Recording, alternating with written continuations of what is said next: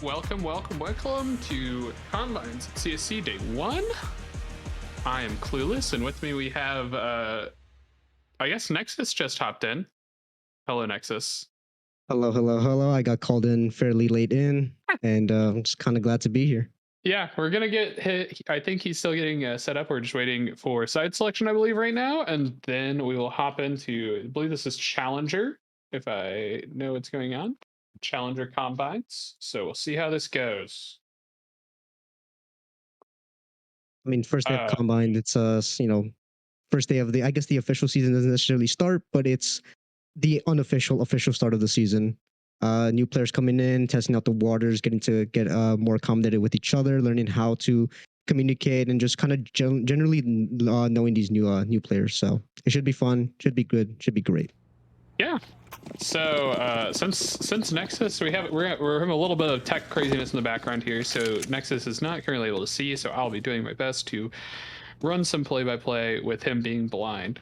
So it looks like we're setting Oh up yeah. just a quick A ramp. Quick, or I guess not quick, but looks like we're just stacking from the T's outside A ramp. Here comes what looks like a smoke. That's a flash. Dr. Purex code getting taken out. He's just running into the site. Bomb's going down. Antonio Quanson. And suddenly it's 4v1.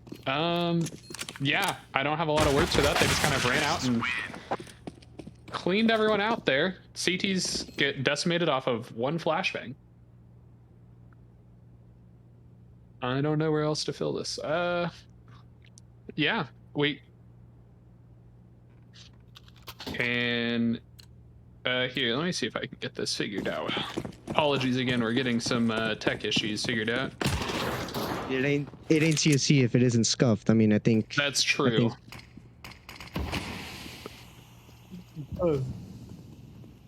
Yeah. So here we go. We got some smokes coming out in mid. Ooh, early CT aggression from Bandito. And does not successfully convert, but does tag up Antonio and Athon, looking to see if he can capitalize. Sees a bit of util. T's looking to take. T's just taking over mid here. They have full control.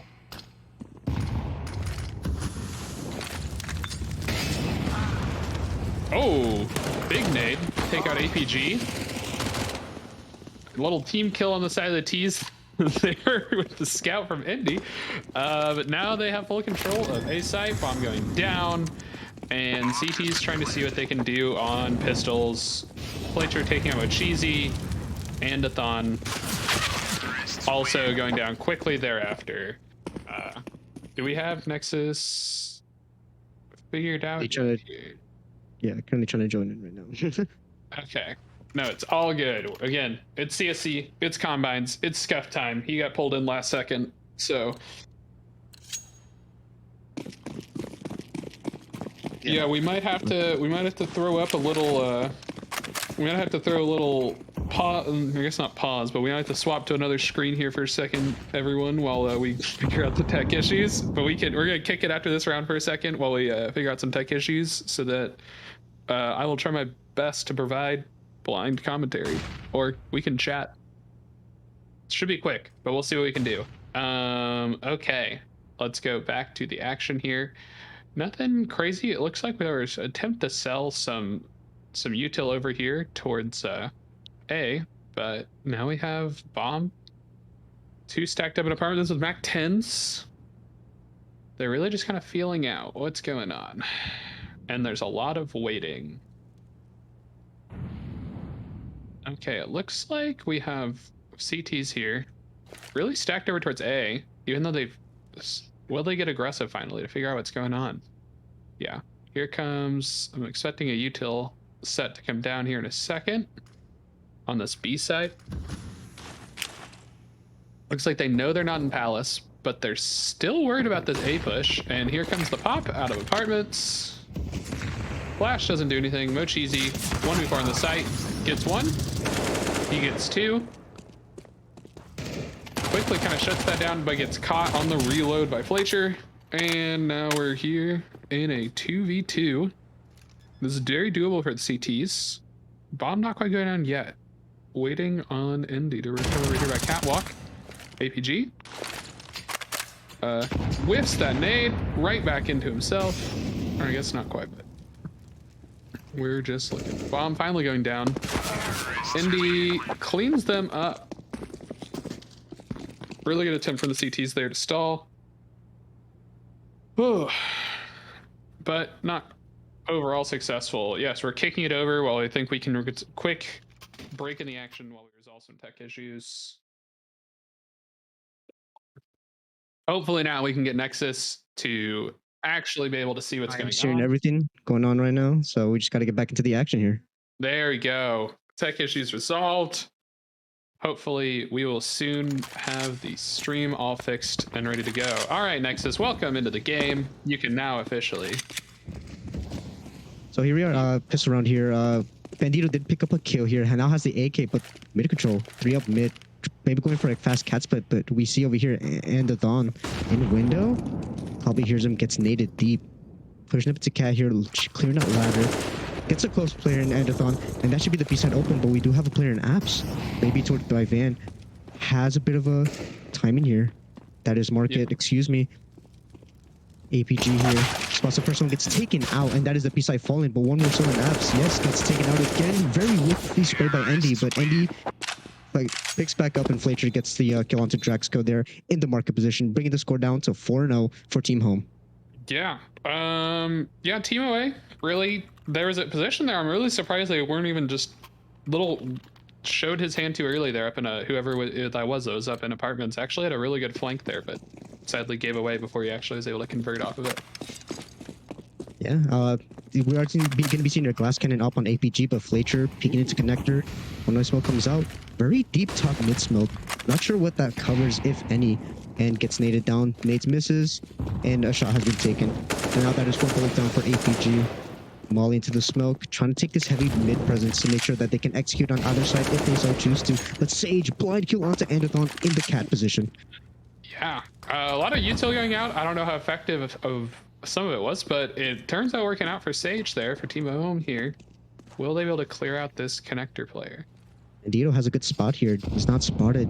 Can spot for the push-up cat or for the push underpass. Here's the utility. Can he get at least 1, maybe even 2 if he gets lucky enough? Oh, Draxo gets picked on the Jade's go. And Endy takes up Bandito. Draxo double up from triple, and APG here in jungle, holding for the cross. It's a 3v3. CTs are now spread out with 1 up in play, and Sage here on 77 HP. Looks like they were worried about. Looks like the CTs are worried about the B push, APG getting into position, but it looks like they're actually going to take it out mid where they have the control. If they're able to beat the timing here, they might be able to get just almost walk onto A side or at least get a lot of free real estate. Oh, this will be huge. Can they get the play boost? Here? Yeah, 3 up in mid. They are going to go for a bit of an A hit here. And only player on the A side is Draxco. He has doubled up, but APG spotting the cross into window. That's taken out. That should show that it is an A plane Draxco. Pushing up here. Here's one in the jungle position. Gets the first, gets the second. Almost was a spray. That's a good hold by Draxco. 4K into the round. Yeah, really, really good spot there from APG, getting in the right position. Draxcode cleaning it up. That was actually critical to not letting the bomb go down there. Believe. Finally a round on the board for Team Away. Let's see if they can turn this around. Finally have some guns under their belt. A little bit of a weird, I guess it's mostly fine on the T side here. Just 1 Tech 9 to shore up some bad econ. Like, oh, but there's a gun. I mean, that economy play right there just kind of just messes with all the timing there. Now any good pick that would have come from the T side is no longer viable. They now have to play a slow defaulted round and see how they go around it. But only single up here, James Coda trying to slowly push up the ramp, see what he can get here. There is 1 on stairs and 1 on default. They're playing a bit of a crossfire. Spots him, gets tagged down to 24 HP. Now they know there's an op in stairs. Smoke comes out. HE comes out, gets the kill into James Code. APG tags Sage through jungle, gets the kill through the smoke. As a wall being made Draxco. The A-side defender picks up the first, picks up the second. Endy, Incredible. Midler gets the kill onto Andathon. spots the guy jumping from stairs. It misses the kill, and Bandito swings out and gets the frag. Yeah, wow. Incredible just hold from Draxcode again. And APG, Draxcode and APG is locking down the A site, not letting them do anything. But like he said, the timings are a little off, so those kind of to force the round open. But off of the bad econ play, now they're stuck on bad econ and going into a pistol round here on the side of the T's. Yeah, we should be seeing a fast play here, and yeah, I mean they're going into the B apps here. I don't see lack of smokes, yeah, so they can't really just full W across it with no molly or no smoke to fight off that molly, but 2 flashbangs. We are they going to see a spray down or an anti-eco ace or an eco not anti-eco ace, an eco win. Excuse me. Yeah. Yeah, let's see if they can make use of these 2 flashes. It's really going to be critical. What can they get done with the 2 flashes? How effective are these flashes going to be? Here comes the Mochi first. has a good position here, boosted up onto the site here. The first, yeah, Anderthon wins the clean up, gets the first, the second, and the third, and the fourth. On for the ace, the eco ace, James Coda. No armor, only a Glock. Mo Cheesy takes away the ace. Mo Cheesy, no respect. No, it says you gotta earn the ace. You gotta earn the aces here. Yeah, pretty much by the books there. Not a lot to say off of that. Good attempt, but not really getting a lot of those 2 flashes, so unable to crack that B side open. Yeah, but Good once again, spray you know, down. 4 rifles coming out here. Good economy built up on the CT side here, team away. Losing at least 3 guns kind of just destroys the CT economy, but they managed to keep 5 alive for the last couple of rounds. But James Coda gets swung by Bandito. Bandito gets the kill, but is now on low HP. We might see Bogdan's now come into play. Save onto Draxcode onto the A side, but Bandito picks up a second on low HP, and Andy gets the refrag. It's now a 3v3. CTs should be spread thin. 2 on the B side, 1 on A or towards jungle. And they trying to push up here, trying to make some space, trying to see what he can do. But Anderthon maybe spots the shoulder, tosses an HG, should be a meaty nade, does hit Andy down to 19 HP there. Anderthon spotting here. APG gets to kill into Sage. Fletcher gets to kill into Anderthon. Anderthon whiffs. A very important kill, but Fletcher gets blind. They are now fast rotating. Fletcher should hear this. And Andy going rapid all the way back towards B apps here. 45 seconds left. They have time for this, but they also have time to go back. If they play it carefully enough, you can just psych the team away here out and force them to double up on A. Yeah, I'm really interested to see how they play with the timing here. I thought they were going to go fast, and then now they've kind of lost the timing, but it looks like they waited long enough. Like, whips the molly. They spotted one. They're going to have the rotate coming. Ooh. Takes APG down to 15 HP, and now it is a 2v2 with 2 players on low HP. Mo Cheesy picks up the first kill, but he's now low. Andy just has to hit 1 more shot or 2 more shots into Mo Cheesy here. Tosses a flashbang. Does a peek off of it, trying to psych out Andy. And Mo Cheesy gets a frag. And the retake. That is now 4-4, a tie for Team Away. Yeah, really good attempt there from Fletcher and Andy there at the end there to try to win the 2v2, but sadly the indecision to either not peek or I don't know. I feel like he just was a little too passive there at the end to just let Mo Cheesy kind of just walk around on him and finish him off. But really good attempt there. Really good attempt to save the round. I see Deagle's coming out here. Yeah. Deagle's Mac 10s are going to go for fast A pop. Only 1 smoke that I see. 2 smokes, excuse me. And a couple flashbangs. Yeah. Fletcher in here in Palace. Let's see how this goes. They're going to have to get past your X code. He shut them down several times already on this particular site. A little aggression. I'd be scared of Draxcode right now. Yeah, he's been showing off as a really good A-site defender, A-site anchor. However, the lack of head armor on Draxcode may make this Mac 10 much more powerful than it should be. Yeah, good spot. Smokes are up, but missed CT smoke. I believe that is a missed jungle smoke as well. Showing presence, Fletcher should be popping out soon. Takes a jiggle, doesn't spot anything but makes a step. Yep, comes right in. That hair armor coming to bite them in the ass. Yeah, like he said, good read there. Oh, it's getting popped from Sandwich. Tagged a Bandito. They got 1. They know where 1 is. It's on APG. Whiffs. This is the flick. That Bandito here. Sage gets the bomb plant down, and that's all you really want here. And then Oh, no. RPG pulls a NATO, and Andy onto the kill onto Antiphon. It's now 2v2. Antonio Juanson whiffs the kill. Now to Andy, and he gets second now. All right, bomb down. At least you have a little glimmer of hope there from Team Home there. You got that bomb down, but oh, that's unfortunate. Unfortunate from the side of APG. They're grabbing it. Really good push there, I guess, with the limited, but man, yeah, like not getting the good read. Drax code getting destroyed by not being able to read the economy there.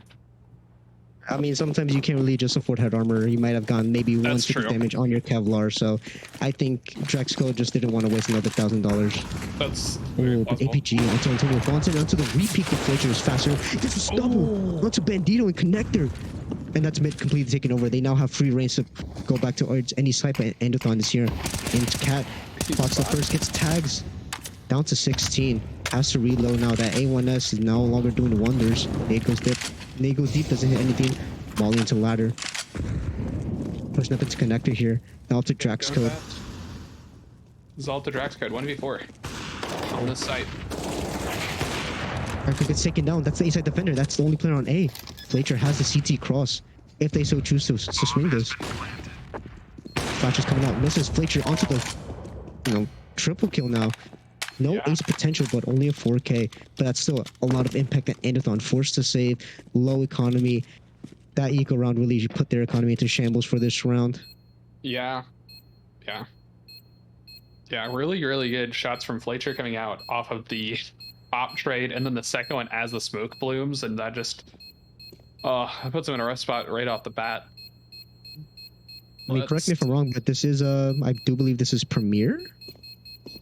This might be. I thought this was Challenger, but I could be wrong. I'm not exactly sure.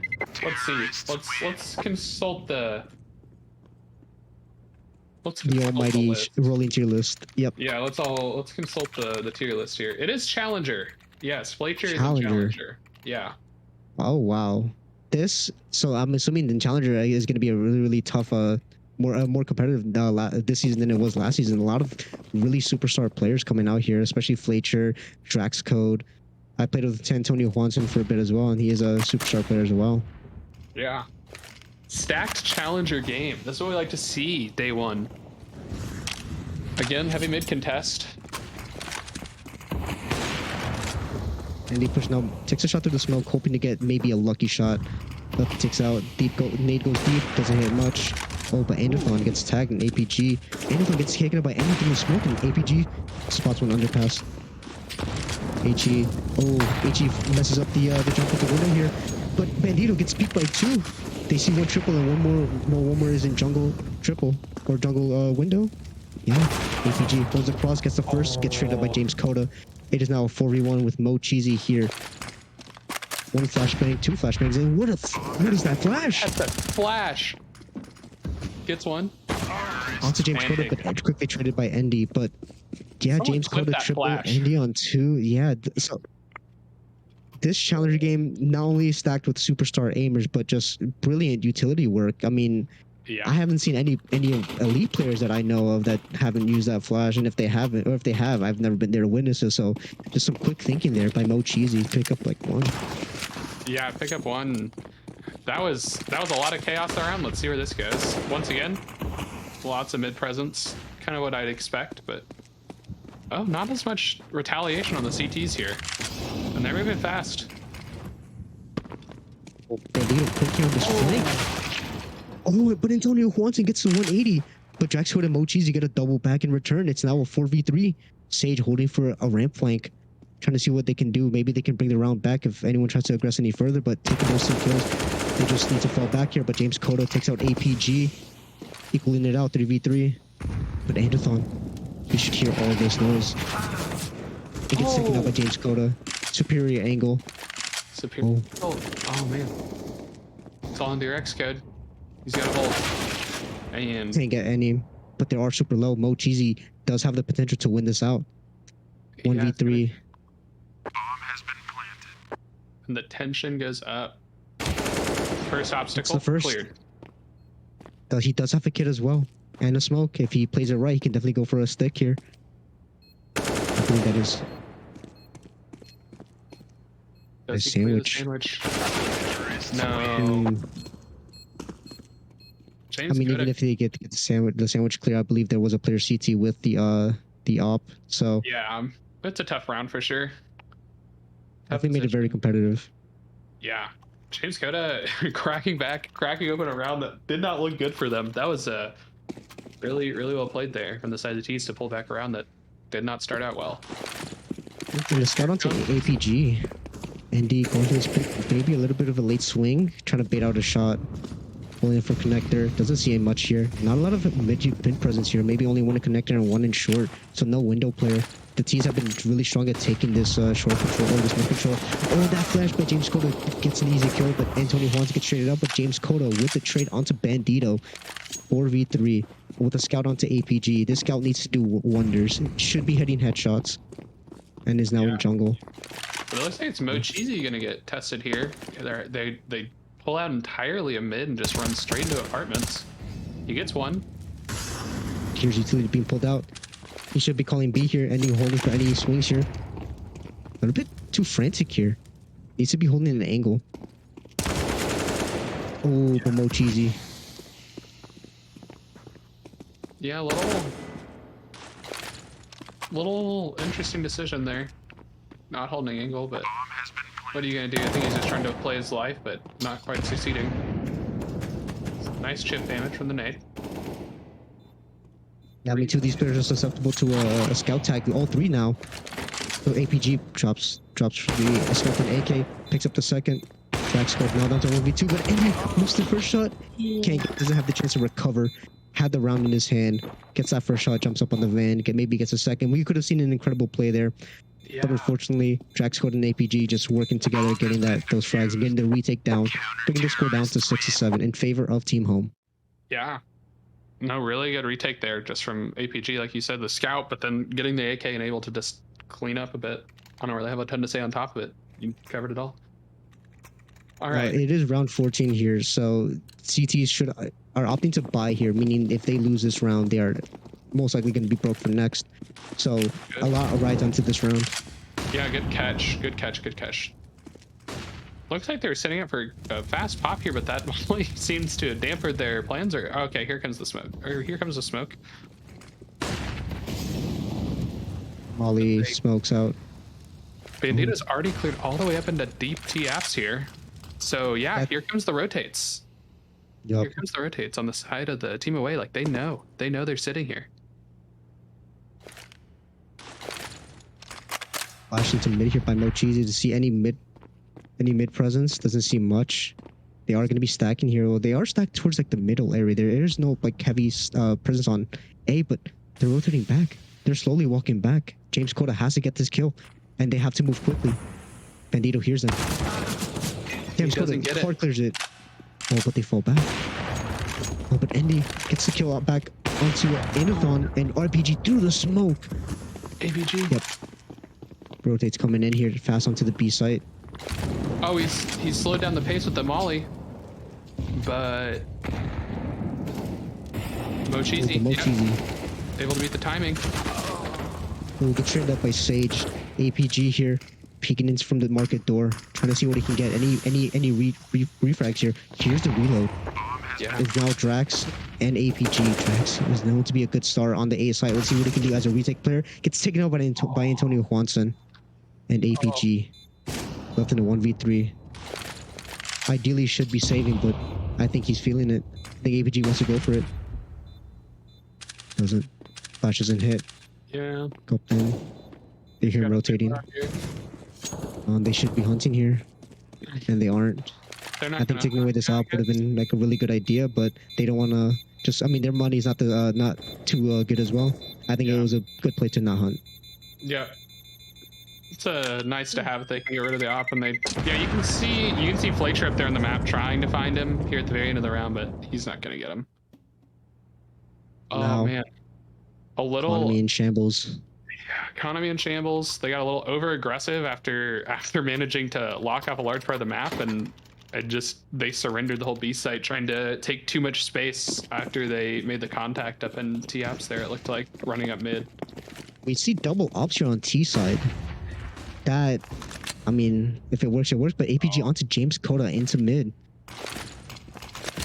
You know, APG has just been known to have been really good at getting these opening frags or opening kills, and yeah, that HE just hella damage onto ramp. APG self flash. Knows that there's one more top mid. Holding for this peak from Price. Takes a shot through, doesn't hit anything. He's have slowed down, but they are leaning towards A here. Maybe a late A exec. Maybe here comes alert. Establishes presence. Jax code once again on top of a firebox here is a really good off angle. Anyone coming out the ramp. Indeed, just trying to bait for him here. Antonio Juanson trying to just see what he can do here out mid and just is walking back. And they are now afraid of this, you know, upper B push. It has worked in the past before. I mean, they saw that they got so deep into it and they don't want to just be susceptible to a fast flank. And yeah, they're regrouping on A here to go for an A side exec. Yeah, they're going for an exec. They have one smoke and a flash. They have some nades, but all they really got is they got Fleischer here at the smoke and the flash. So let's see where they choose to place this smoke. What do they think is most valuable to them? They're leaving. Rerouting back. Yeah. But Team Away already, yeah, they're already in like really strong positions here. You know, everything is covered off. Mid is covered off by connector and short. Jungle or the ramp walkout is covered by both Drax Code and APG. But oh, Mochizi is DPing out. It's one. Doesn't get the second. Now they know. Now here we go. Inathon on short here gets the first. He knows he hears more. Gets the second. Just barely. Gets traded out by Sage. And these double outs might come up opinion in their neck. Oh, but Andy gets the trade onto Bandito. Drax Code gets the count to Bandito. No, time runs out. They wasted too much time. Oh, okay. Yeah. Really, like you said, interesting with the double out choice, and they almost managed to do it. Much easy giving them the surprise, but with the apps push. But yeah. Really, they made that low by work. Yeah, they made that work. They almost made it work. Let's see if I don't know. My perception has been that just it seems like the team home here has been really good at getting really good frags and opening up rounds, and then when they've been shut down, they've just had a little bit of time. A lot of their rounds they managed to recover off of like really good like 3v3s, 3v4s, stuff like that. Getting really good high impact kills. So let's see if they can continue to do so on the CT side, and that might just let them close out the half a lot stronger. But fast B play here. James Coda should be hearing this. He hears a bunch of footsteps. Calling back, decides to fall back deep into short here. No cheesy. First one out takes all the damage, and James Coda gets the first onto Drax Code. And Andy hit backside. Gets one. And Sage comes for the refrag, gets one kill, gets gushed. Andython goes right through the smoke, gets through the smoke, and doesn't see him. Got the X-Factor, James Coda. But Andython onto another. It is now a 2v1 Sage. Oh, gets swung by Andython. Andython with a 3k on the pistol round to secure Team Away, the 7th round. Yeah, really good. Really good shots there from Andython. Just completely ruining it so they can't get out of market. James Coda kind of needed to get something done there before everyone goes down, I think, to just be able to draw attention away. But or you could hit shots. That's, I guess, your other option. But let's see. I see 4 HEs here. Okay, and they are all on A. So we are going to see an A stack, an 8 stack on A ramp. Oh, they hear it though. For it. They hear it. Backscope gets the first. Mochizi chasing, trying to get this money.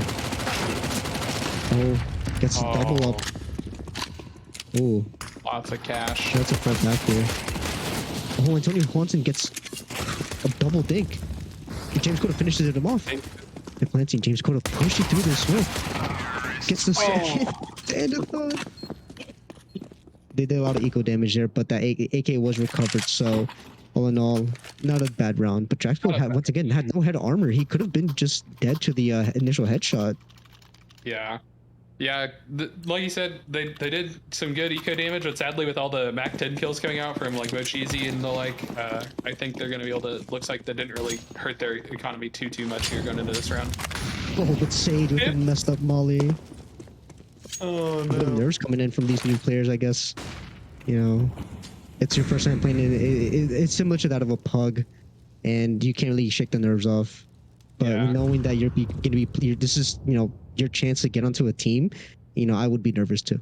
Yeah, speaking from last season, it definitely like these early combines, you kind of feel like you're like, oh, I have to perform. Oh, Mochizi Draxco getting some good opening kills. Onto the A side here, yeah. Now A side is fully weakened, but Sage repositioning into the jungle. And APG does some good damage onto Flature. And Flature doubles up here. It's like the box again, and Enderthon picks up the kill onto Flature. Draxco doesn't get the kill onto Sage, but Sage is low. Enderthon takes it, and Bandito gets the kill onto Endy as he was rotating off. Yeah. I lost. Yeah, I feel like I missed half of that. Like I just don't know. It just felt like everyone died simultaneously. No, it's all good. Oh, We good, oh, good. all good. I noticed everyone going down simultaneously there at the end. It was a little bit of chaos. It's just all of Team Home gets cleaned up. But now they are broke. Looking for another nade stack, it looks like. This time it looks like they're going for mid. Maybe this one will be more successful. Messy spray, but see all 5 in Draxco. That's 2 kills for Team Home here. That's 2 AKs picked up. That is the bomb. Oh, but on the underpass. Gets dinked. APG gets dinked. Down to 47. Down to 28. Picks up a kill. Falls back, and Bandito coming in for the cleanup here. Mochizi spots one. Oh, almost was on the first. But just barely gets it. That was very scary. Now up to Sage here. Top mid boxes. They know where he is. Bandito slowly creeping up. Should get the reach around, and they just double swing him here. APG gets it onto Sage. A very close round. I mean, 3 kills taken out, and that's just a lot of guns. That could have gone really scary had had Team Home just gotten into more solid positions and held a really solid crossfire. Yeah, I mean for the total price of 1,200 for the whole team, I think you take that Team Home for a bunch of USPs and HEs. Yeah, and now they're on full buy pretty much. They're a little short of some util, but as good as you can ask for. Danzu come out here, Draxco flashing into the mid, maybe see what he can do here. No one is in the mid window, but we do have one connector, and he takes the kill, but Enderthon gets the trade, and Sage pushed up from Cat, gets blinded. Perfect flash timing, and Enderthon knows he's there. No, he's low. He sees him cross, but reacts way too late. He knows that he's in ladder. Sage molly into underpass here. Enderthon just getting these opening picks once again. Yeah, I don't know what Antonio is looking for there. Sage gets a first, and APG gets a count to Flature. That is now A side fallen. They know one is window, and they should know that the last player is the B defender, being James Coda. And they decide to not get too over greedy here in terms of map control, but they do have to get the bomb back, so they can do a little bit of mind games here. Yeah, this could either be terrible, or it could actually make this round really difficult for Team Home. What is their decision? It looks like they're just going to run it back through ramp. Yeah, James Coda, now they're... And there comes the call. Now they're going to send it apps. They see him ramp. Do they manage to catch this? It looks like they know. They do know. 38 seconds left. APG took his time here. Now they know. James Coda and Sage here trying to hurry back to the B site. Gets the first kill. Oh, APG. Oh, but he hears him. Sage hears him. And it's planted for Cat. Sage making a lot of noise, misses up the jump here. It's now a 1v1. Sage on 22 HP, APG on 48. APG just needs to hit 1 bullet onto Sage. And he knows he's coming out. Gets the kill onto Sage. Beautiful 3K by APG. Yeah, really good from APG. The bomb going down, making that round a little bit scary, but managing to just clutch it out anyways. Really well played from APG. Yeah, it looks like they just left it at the beginning of the round. Ooh. I mean, even in my pugs, we always have a player who is known to just carry the bomb, and I'm gonna shout them out. My captain, my in-game leader, Orca81. I love you, man. Oh, good old. Oh yes, good old Orca. And yeah, so a little bit of a just for rifle round, but Draxco here's one in the smoke. Not coming around, they're trying to see if we can get a kill. Enderthon onto the double, but Endy onto the trail. Draxco onto the trade, Endy. That is now A site once again completely fun, but Antonio Juanson pushed into Palace. APG has to grab bomb here, and if he decides to go A, Antonio Juanson has to cut off, but opts not to push any further. They grab bomb, they are going to hit A here. Yeah, looks like it. Antonio Juanson has a round in his hand. He says not to show his presence. Yeah, this kind of... Oh. Draxco going down. They get cleared out. And Antonio... Oh, he gets spotted. There it is. Okay. Showed too early. I mean, if they came to clear him out, he was dead anyway, especially with the the B rotator coming down there. It was all left off onto him. And if he wasn't rotating and if he wasn't on B, there's only one really place you have to check, and it's probably That's fair. Palace. Yeah. Yeah, it's a tough situation. I that's fair. He just can't quite find the timing to get the sneak that he wants there. Early mids presence just kind of uncontested here from the side of the T's. You just have the connector, one cat. It is a bit of a weird force by James Cota, no armor and only a deagle, but everyone else has armor and FAMASs, so they need to get something done here. They can't afford to keep ruining their economy like this. But Draxcode just holding W up connector, spots him ticket. It's technical wall, gets to good damage on Tony Haunted, but APG through the Palace position gets the first, gets the second. A great lurk, but Endy here in the power position here gets the first, gets cleared out, is getting spammed through by Enderthon and gets traded out. But James Code with a deagle, Enderthon gets a double. Excuse me, a single. It's now up to Sage here. They probably hear him rotating from CT. No, they don't. He's not looking at his position. I need to get the timing. Let's see. It's the first, but he has no kit.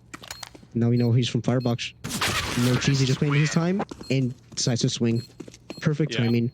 But overall, close round. It came down to the 1v1. Some good holds in here by Team Home. Yeah, really good. Really good comeback hold there. We got a timeout, it looks like, from, I'm assuming, Team Home. I wish we could see that on the overlay, but yeah. What do they want to do here? Because they've been forcing, it looks like, just kind of forcing to see if they can get a comeback, but kind of is now or never here. Do they want to force? And it looks like they're going to try to force something up here and hope that they can use that to convert, or do they want to go for the overtime / tie? James Cota, we do have overtimes, and I do believe James Cota should have dropped maybe. I think they should have saved here, play for OT, because remember, it's not a face-up hug. You're not here to win. You're here to show off your skill as an individual and as a team player. So pushing into here is not necessarily a bad idea. They did have funds for it, only 2 players on FAMASs, so not a bad decision, but one that I personally wouldn't have gone with. Yeah, I think it's just up to James Cota here to get something done on this op, but looks like they're just going to lean away from it entirely. 5 people. Gets the first. Gets a second. Does not get the second. It's blinded. But Fletcher doesn't pick up the trade. And now the B-side falling down. But the rotates are here. James Cota, nearby market. Pushed past out. And that is, I believe, Indians out. But James Cota in a really deep position here by bench with the op. He cannot scope in unless, because they will hear it. Bomb is down on site, I believe. And Draxcode on a late lurk up cat. APG just needs to wait. And this time he spots the shoulder. It's good by General, doesn't get the kill, but James Cota gets the kill and Sage onto the frag. Yeah. James Cota getting it done then. All right, we can, I'll eat it a little bit. Really good, really good pick to hold from the site, almost getting overrun, managing to trade off there and getting in a nice position there to keep the site. And now they got money, at least enough to get something going. I mean, and Enderthon made it very close with that beginning entry. If you got that second, that's B-side down, and that's a much harder retake to have. But yeah, James Cota, you know, or I believe that was Fletcher who was the secondary B player. Bought some time there for James Cota to get into a proper position, and then they now donning the op. Yeah, now we're back to the heavy mid position here. Oh, but APG catches the timing. From default, that is a very cheeky angle. That's a nice angle to hold in your face of bugs. Yeah. Oh, cheesy. Return. Oh, no. And back towards short does not. He trusts his teammate a lot. Draxcode double onto the cat flank, and Enderthon an instant headshot onto the jungle player. It is now 1v4 for Antonio Juanson. But they don't know the ball here. They keep leaving it a bit far away. Not the end of the world, but they do have to take it Antonio Juanson hears this. That's the bomb down. Here's the jungle. Oh, gets the headshot. Oh no. 45 seconds left. Using his utility to his advantage, trying to make sure there's no flank here. So Mochizi and Enderthon here by jungle and connector, or window and connector, respectively. Spots one. Almost gets the third. Almost. Really good attempt there from Antonio Juanson. and just once again leaving that bomb there at top mid, not knowing who should be the one to take care of the bomb and who should be the one to grab it. These are things you have to have as protocols. And once again, I don't know if any of the, I think a lot of these players are draft eligibles, meaning they are eligible to, be drafted to a team. And that's something you have to figure out on your own team, the protocols and who's holding the bomb and who's not. But a shotgun, an XM14, I believe, on James Coda. Overplay, Sage trying to go for the cat jump and just misses the timing. Yeah, a little. Looks like he did a good spawn for it there. Oh, James Coda. Ooh, he gets one. Bandito onto James Coda onto the refrag here. Andy onto Bandito. Antonio Juanza pushes past the smoke but doesn't get any. He gets a good bit of damage onto Enderphone here. Yeah, it looked like he had a timing there. He couldn't quite find his footing. But, oh, this looks doable.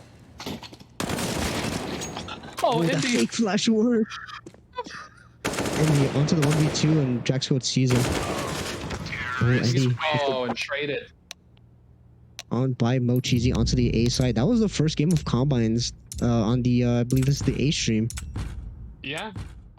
There we go. First game of Challenger Combines. Really well played from both teams. But team away managing to take a nice handy 16-9 victory there.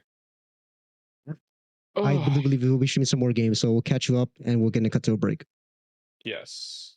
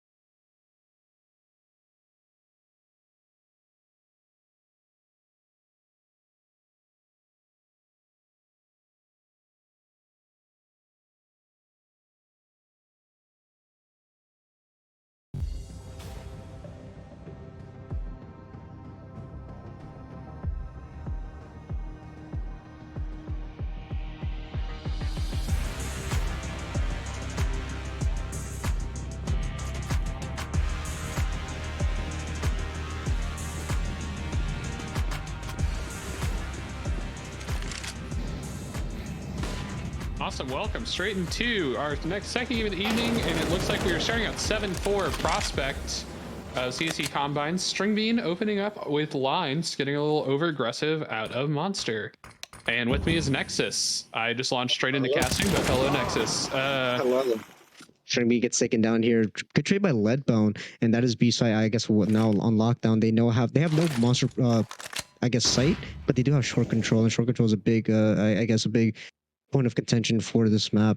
And yeah, no one else on the B side here. Kizzo out here on A by Divider, trying to clear out bathrooms. Does have the bomb, so I'm a bit worried that they are pushing up a bit forward here, because if they lose that bomb, then the rest of his team now has to go and collect it. But Kizzo pops him out, gets a good damage and falls out. Head down to 48 HP. Yeah, but it's already spotted. Looks like Team Away is already ahead of it. They got 4 here. Oh, Little General gets 2. Oh, but Leadbone pushes past that smoke in a really weird position. Gets the first. Gets the second. There it is. It's now down to 1v2. MNX. 1v2 clutch. Gets the first. Ooh. Plays way too much and doesn't get the second. Yeah, a little over adjustment on the spray, but almost gets it. Oh, wow. I mean, yeah, just a powerful play by Leadbone there, pushing past that smoke, especially with that flash coming in, flashing the rest of the T's there. A bit of a miss flash, but pushing past that smoke just kind of solidifies that round. You have to go for some crazy plays. Yeah, it's a good attempt, and we have Eco coming out, except for a little hero AK on MNX here on the T side. I'll be interested to see a little bit of a misbuy because he's buying outside the team here, but let's see if this does anything.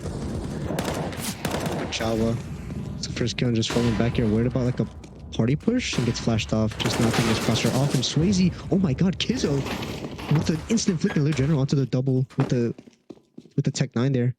Yeah. There's no connector taken. Yeah, they've opened up B-side, but it looks like they are not. They're just going to force right through. Jawa's going to hear this coming. There's a good gamble. Gets the first. Gets the second and pick onto the third here. Now down to a 2v2 once again. 2 weekends here. Oh, but Kizzo takes down one. Peck gets the trade here, and now it's into Anonymous. Has the bomb in at his feet. Push up here. It's the first kill. It's a dink to the wall.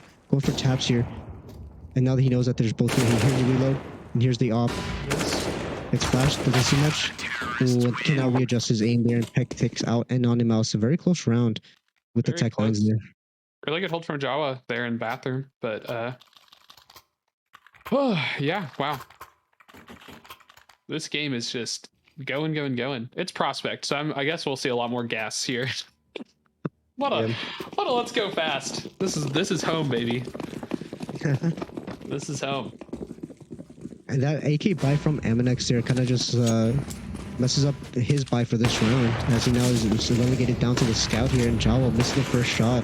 Go for a no cheeky does come Shimmy through the smoke, and Jawa gets the kill back. That would have been really scary if Shimmy hit the shot and had a better time, but Kizzo spot through the Divider, doesn't see much. Now that is MNX with this shot through the flash, I believe, and Jawa just holding down this front bathroom position. Spots one, gets the kill onto a double here. Has to reload. 5-bullet off. Is kind of messing with him here. Oh, Anonymous here's one. He hears one. Is he going to spam through the smoke? No. Lines opposite, not push past it or take any more map control. Only for this top con push. See if anything's there, but Little General. Yes, taking his space. And CTs have cleared out the all the way through Monster side. They know they've locked it off now. They're actually pushing someone all the way through into T spawn, so they don't move. Onto Little General, onto Jawa. This B flank is no longer necessary or really important enough. They just push on this gas pedal here, and you did say it is Prospect. They are known to kind of just hold W and open up on this side. But Peck here on long by the half wall has a good position here for a late swing if he wants to be cheeky with the timing. Yeah. And looks like what you're saying, the flank actually opening up the site for them, and now the site's free. But they do have all 3 angles covered as they come around. Let's see if they can effectively play off each other. Peck gets one. Peck does not get the second. Little General with a nice readjustment onto the triple here. Swayze coming in from bathrooms, knife out. Is he gonna He was feeling it a little too much. Knife's out. He thought he could get that knife there, I guess. Assuming he spotted him beforehand, or he was just thinking he didn't have to have the gun out yet. But yeah, 9-5 here in favor of Team Away. So It is the last round of the half. Team Away is now have to Oh, force no. here. And so, yeah, Swayze down to 1350 with, I guess, if anything, he just buys a full armor and then maybe a Deagle here. No, And he's looking just like a going profound nothing. push. We have Lion sitting on the Zeus. We're seeing some cheeky plays. Gets a second. Bloodbone going, gets blocked. Oh, Kizzo gets the kill onto Jawa here. Another one more there. Misses the kill onto Leadbone there, but Leadbone takes out MNX, and Low General gets a refrag here. Now Lions with the Zeus here. Oh no. Oh, he hears him jumping, I The believe. Lions classic. Oh, Oh, Lions. He backs up. I guess solid effort. give him A for effort there. I mean, look at Give this him an A scoreboard for here. On Team Away here, 17-6 is highest being 17, lowest being 6. And Team Home here is highest being 17, lowest being 9. So really close game. You have a bunch of players who have high impact, high kills on both teams, and one player maybe not doing as much, or maybe not being tested enough, or being tested too much. Sometimes this pressure does get on some of these players where they have a bunch of players running at them. Yeah, sometimes. Yep, sometimes being the person who's to stare down 3 enemies every round is not always good for the KDA. But let's see. I didn't say a point. Oh no, the Lions Classic Revolver buy. Okay, this is as someone who has played with Lines last year in preseason, this is a classic, and he will do this every time. So let's see what if I can make fun of him today for this going for the spray. Oh, so he's about to deagle as well. I mean, Kizzo onto the kill for Swayze, Andy Mouse onto the kill to Jawa, Leadbone onto the trade to Low General, and Peck pushing out here. Kizzo onto the kill to Lions. Peck pushing out here, one in heaven. That's MNX. And Leadbone onto a double here. To Kizzo and MNX and Andy Mouse. Onto Peck here, and Leadbone getting flanked here, just caught from all angles here. We saw a deagle and an R8, so having a bit of fun here. Like I said, it is combines. You want to show off your skills, but these players are already on teams. They don't necessarily have to show what they have. They already did last season. Yeah, especially on Team Away. I there's quite a few people who I know are signed already. So, and we'll see how this goes. They're clearly having a little bit of fun. Leadbone coming out with another deagle, and otherwise, what looks a bit more standard buy on the side of the T's. Rushing out. Oh, getting a little over aggressive on the CT side. They're just gonna run straight through long on the T's. And uncontested, it looks like. There's no way this works. They should not hear him, but Swayze onto kill to String Bean here. Jawa just leading the charge, does not have a kill in the world, has only a Glock. Anonymous onto kill to Swayze, that's the flank no longer covered. MNX gets the first tag, misses the second tag. Falling back here, and Jawa just holding Goldie once again. Goldie's in. Oh, gets the kill onto Low General, Lines onto kill to Anonymous. Jawa just taking all this space. Is they trying to run it down with the auto shotgun here? Gonna make some money there, but Jawa. Nice angle being held here. Swings out, jumps out, gets spotted, gets tagged with a no scope, and gets the kill to MNX. And Lines onto the kill to Kizzo. That is. Oh man. I mean, that's not something that can happen. You can't lose to Glocks in a round like that. You have all the resources in the world.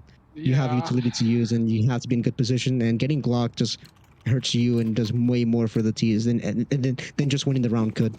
Yeah, I think it looked like they tried to be aggressive with their better utility and just decided to leave long entirely open, and the T's just managed to win the guess where we're going game. And here you see the CTs coming out with a rush of their own. They get one. Take an AK. Yeah. I can give you scary experience on some player like Kizzo. We did see Kizzo in that first half doing really well. And Swayze doesn't get a kill, but gets taken out by Anonymous and the Lions here. Has no bomb. Lions should be running away from here. Kizzo does not get the first, but they do see the bomb. And Lions once again falling back here. Does not actually fall back and gets a good nade damage. Anonymous will be hearing this. Oh, but they're cutting them off. We have one towards top con and one by ladder. This is not looking good for Team Away. Oh, that's the first one by MNX. Maybe the second. No, Line takes him out. Jawa here. Out on, I believe that's B. String Bean getting too a little overzealous here. Jawa now has full B control and Anonymous. Oh, he hears him. Oh, but pulls up the ladder and gets taken up by Lines. Oh, that was actually he read the play. He read the correct play there so well and actually catches Lines, but can't can't hit the shot after falling off the ledge there. These guys, remember, turn up your headphones. Make sure you have your working headphones because that mouse was in the palm of an Anony Mouse's hands and kind of just slipped through the fingers. Yeah. For Jawa here. And it looks like we're seeing another aggressive CT play off of, again, just very little econ to work with. And they're going to try their luck. Once again, going out a lot short. Lines. The line piece first. They traded out. Oh, but Kizzle onto Leadbone. These pistols are just super strong now. I mean, a lot of heavy aimers here, but still. The Little General hears this. And Peck gets going to Kizzle. They spotted one. Oh, Little General. Little General taking a heck. Yeah. Swayze trying to make noise, but it looks like, yeah, he's just trying to clear the runway for Jawa. He says, I don't want any of this nonsense. I'm running all the way to Jawa A. has the bomb here. Planting on A. Get a plan reverse dice, I believe. Yeah. Probably going to take a position down here and bank as a good place point. Now they know. He's got util. He's got the op. Let's see what he can get done with this. That's 3 AKs on the side of the CTs. Little General's here early. Beating his teammates here. They have some smokes. Do they decide to just smoke this off? Nope, there's one. First here. And that's a smoke onto the bomb here. Here's one on by Dumpster. Here's him behind him on one tap. And MNX gets the first kill. And he's sticking it in the smoke. Oh, one's on the bullets! And he refuses stuff. Jawa didn't want to press the G key there and decided to use the E key and misses and tosses the round away a little bit there. But that was a good attempt. Really good attempt there. Sadly, just runs out of bullets and doesn't want to try for the op shot there to try to clean it up. Oh, that's unfortunate. I mean, we saw it last game. Now we're seeing it again. Double ups on the T side here onto Lines and Java. Just having a bit of fun. Just trying to, you know, just test these new Ds out. And Swayze onto the Deagle here. You know, I could give him more grief, but they did just win last season, so I'll give him some slack. Yeah. Leadbone? Ooh, the Kizzo onto Peck here. Can they know he hurt the other. They know he's not here. Up to Swayze. Yeah. Kizzo. Oh, yeah. Kizzo knows. Oh, the timing. And that blade doesn't do as much, but the Little General onto the op gets to kill onto Leadbone. Always covering his team from behind. Now down to a 2v5 here with Lines and Jawa onto the double op once again. Yeah. This is not looking good. One smoke, a flash, and an HE. You can't really do much here but go for economy damage. But if you get at least maybe 2-3 kills, maybe you can see what you can work with on these opening sites. Yeah, they're just sometimes having a little bit of fun can make the game a bit difficult for you if your fun doesn't necessarily get you a ton of kills early on, and just not being in good positions to trade out there, especially on the B site. But it looks like they might. I'm not sure. They might be saving. I want to see if they try anything aggressive, or if they're just willing to just kind of say, we'll wait till next round. We'll carry these ops over. And yeah, here it comes. I think they're just gonna take up double op positions here towards T spawn. And since Jawa has the bomb, I'm assuming that Lions is not gonna do anything crazy either. But he could prove me wrong. Yeah, it is Prospect, you know. They don't tend to really think about their actions as much as we saw in the Challenger games. You saw the Challenger teams take their time. They slowly played out that default. They slowly took these sites and they had to regroup and re-aggress and re-exec onto whatever site they were hitting. You know, so Prospect, they just kind of run and gun and they go out and hold W. That's true. As a Prospect player myself, I can't agree that we do run and gun and hold W. So. All right, 11-9. Timeout called. This T side looking like they don't have much money to work with. CTs are looking nice and stacked, but the T side, I'm assuming they're trying to figure out what they're gonna do here. Clearly they were having some fun, and now they're not having as much fun now that they're on the harder side of the map. So, what do we want to see out of the T's? Maybe something that isn't a run out on the B. I've seen a lot of typing in chat as well. I mean, I don't know if we can see what's going on there, but they are. Yeah. Lots of I guess. I mean, so with 2300, 24, and 3600 onto Swayze, Peck, and Leadbone respectively. I mean, the two saved the AWPs. I think you kind of want to just upgrade a pistol onto Swayze and have the rest of the team save. and see what these ops can do in terms of opening picks and have Swayze clean up, right? If Lions or Jawa gets like attacked through a wall, or they get a leg shot, Swayze can easily be there to pick it up and also hit a couple of 1Ds as well. But no, that one ups it by armor and a deagle. I do believe they are forcing. Yeah, Swayze buying an AK, they're buying utility. Yeah, forcing. Interesting choice to go for the util. I would have rather than see, maybe instead of the deagle here, to see Leadbone or someone pick up a Mac 10 to just use it to get some space for these double ops that they're using, but we'll see how it goes.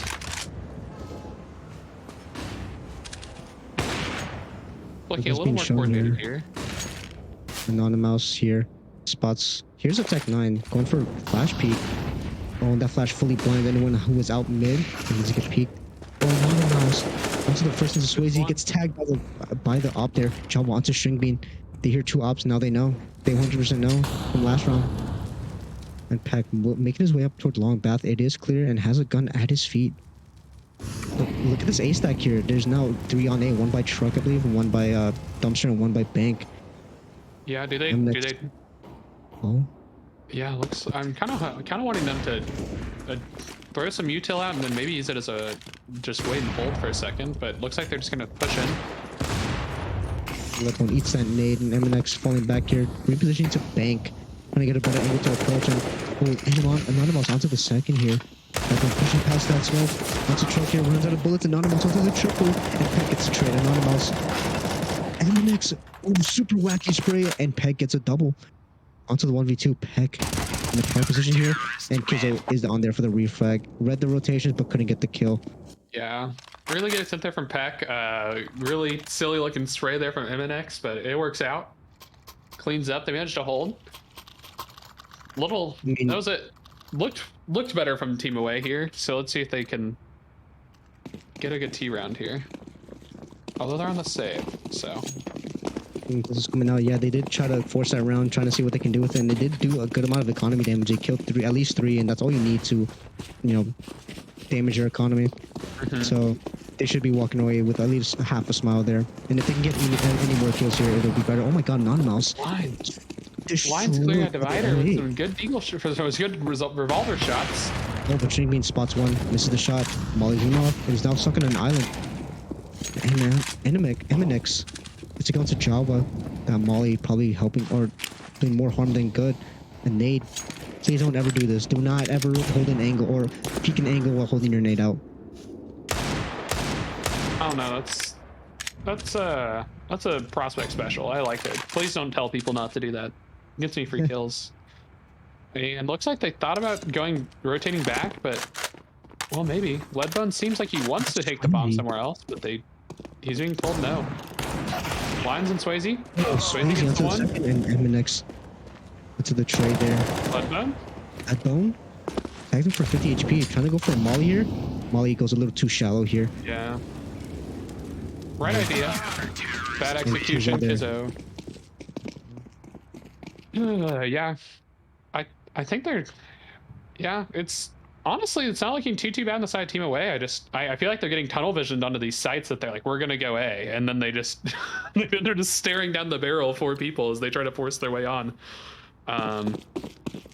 Really not playing the map as much, but it is Prospect Combines. That is kind of a calling card, and looks like the B rush comes out, gets called.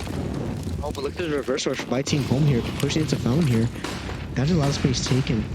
Flashes. And yeah, Kizzo's here left alone to the A1S. Kizzo gets the first onto Leadbone, onto the second, and then Jawa gets a trade. He is now left up to the general, but he gets taken by Jawa. And it's the B-side falling now. 2 in connector here. Oh, that nade is good. Barely misses the mark. And now they know that there's 2 in connector. Here's the op, and here's the op, and Anonymous gets the kill onto the lines here. Now they know there's 2 coming from short and String Bean onto the fast flank here. Peck probably alone here. Yeah, he's in a bad position. Jaw's not positioned to help. And String Bean gets a kill here. Now Jawa has to get the ace clutch in order to win the round. He spots a couple passing in front of the monster. Gets the first. Cannot get a String Bean onto the headshot onto Jawa. And a beautiful retake by Team Home here. Yeah, really good retake. Just never quite got themselves into good positions to work on the side. I think Line's getting stuck out there by not connector, but sandbags, and not able to move. Sadly, just makes the retake a lot easier on them. At least they got the bomb down. Seems like they're figuring something out now, but they don't have a lot of time. They don't have time left to work with in the game now, so they got to figure out what they can do on this T side to get some rounds. Heading into the 24th, it is a full buy round against a full buy round with an op onto MNX here. Wally misses, I believe. Yep. Falling too short, it does miss, but Ledbone fast on here to connect it. It's going to strengthen, just holding W. Ferrari peeking, just sprinting out. Ledbone embodying Prospect right now.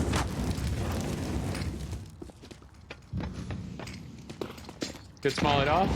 Says, doesn't matter, I'm going to be anyways. They just need to clear out Kizzo. Kizzo gives himself away now. Mollied out. Molly does a lot of damage towards him. Little General here holding that short swing, and oh, Java gets the kill, but Little General onto a nice flick onto the head there. And Peck holding for this peak, and Little General to double MNX peeks into Peck. Now to a 2v3, Ledbone and Swayze. No, one short, one in Monster, I believe. Yep, up on pillar already. Spots the kill, Swayze gets the kill onto Little General. And MNX spots across, and that is bomb being planted here. Yeah, he gets on site. Bullets has to reload, and yep, he does remember to reload with the 5 bullets there. Oh, pulls out the R8, trying to hit lines with his own gun. Oh, nice trade by MNX through the wall. Yeah. Good job on Ledbone to get one. MNX just going for it. He's ready for it. That's for the fake program fake. Weird Swayze, nice peek. Yeah, really good crowd trick there from Swayze, and finally gets some round on the boards for Team Away here. And they got very close, though. I will say that MNX had a full belt of utility. Please use your own utility if you have it. You don't have to hold it for for site defending. You can use it for site retaking as well, please. Yes. Use them. Yes. Especially, I wasn't checking his util, but good catch there. But yeah, especially in those situations with the molly, if he's stuck in short and you just molly that, that's pretty much a free round for you there. Smoke yourself, molly. Kind of just wins the round for you. Oh, Jawa here, fast about to short, gets spots the cross here. Now there's one inside front monster. Jawa hoping for a repeak there, and I don't think Kizzo has spotted that cross, or spotted Jawa there at least. And they're shooting for maybe a B exec here. Seems like Jawa's finally, yeah. Looks like they're setting up for B exec, but I can't quite see what Swayze. Oh, Jawa in fourth position here. Are we gonna catch the cross onto Kizzo, and Kizzo gets the count to Jawa here. Doesn't even tag him. That is unfortunate. Jawa found a gap and just can't actually exploit it. They took a little bit too long. I think if you have your play there, but Swayze, nice angle onto the Kizzo. That is the one B-side defender down, but Low General here by barrels. Reposition towards pillar. He's holding monster. Doesn't get affected by those flashes. He spots the shadow. He knows there's one there. Trying to relocate and misses out on the kill onto Peck there. And Ledbone here on that little lurk here on top con. Now A-side defenders are now worried, and they're boosting. I believe that is being cleared. Yeah, it's clear. This is yeah, just more prospect things where they wanted the boost and but MNX is not here. playing the timing.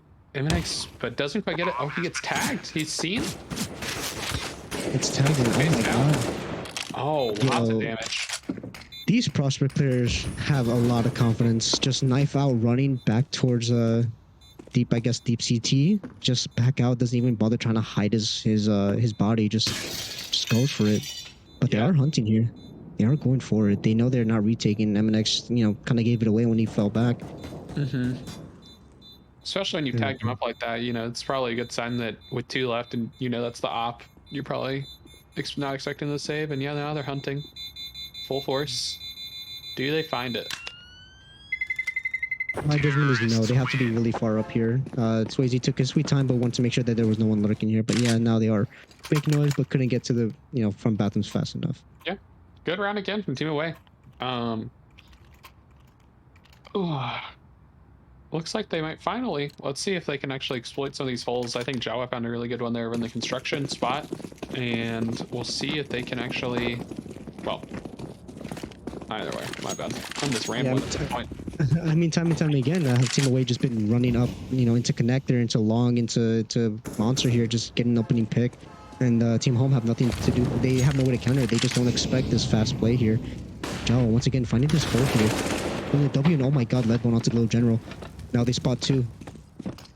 Jawa just holding W, not clearing long path. Once again, just the confidence in these players to know that there is not going to be anyone here. And Stringbean knows he's compromised here. Trying to go for a little peek. Doesn't see much. Oh, but we have Peck here in long, but Stringbean reaggressing onto front path. He hears his utility being pulled. Doesn't make a step. Here's one falling back here. And Leadbone and Swayze just opening up the site here. Stringbean just kind of not in a good position here for retaking. Oh, can he catch one out? He catches out Peck. I don't know. Anonymous onto Leadbone. Catches Leadbone.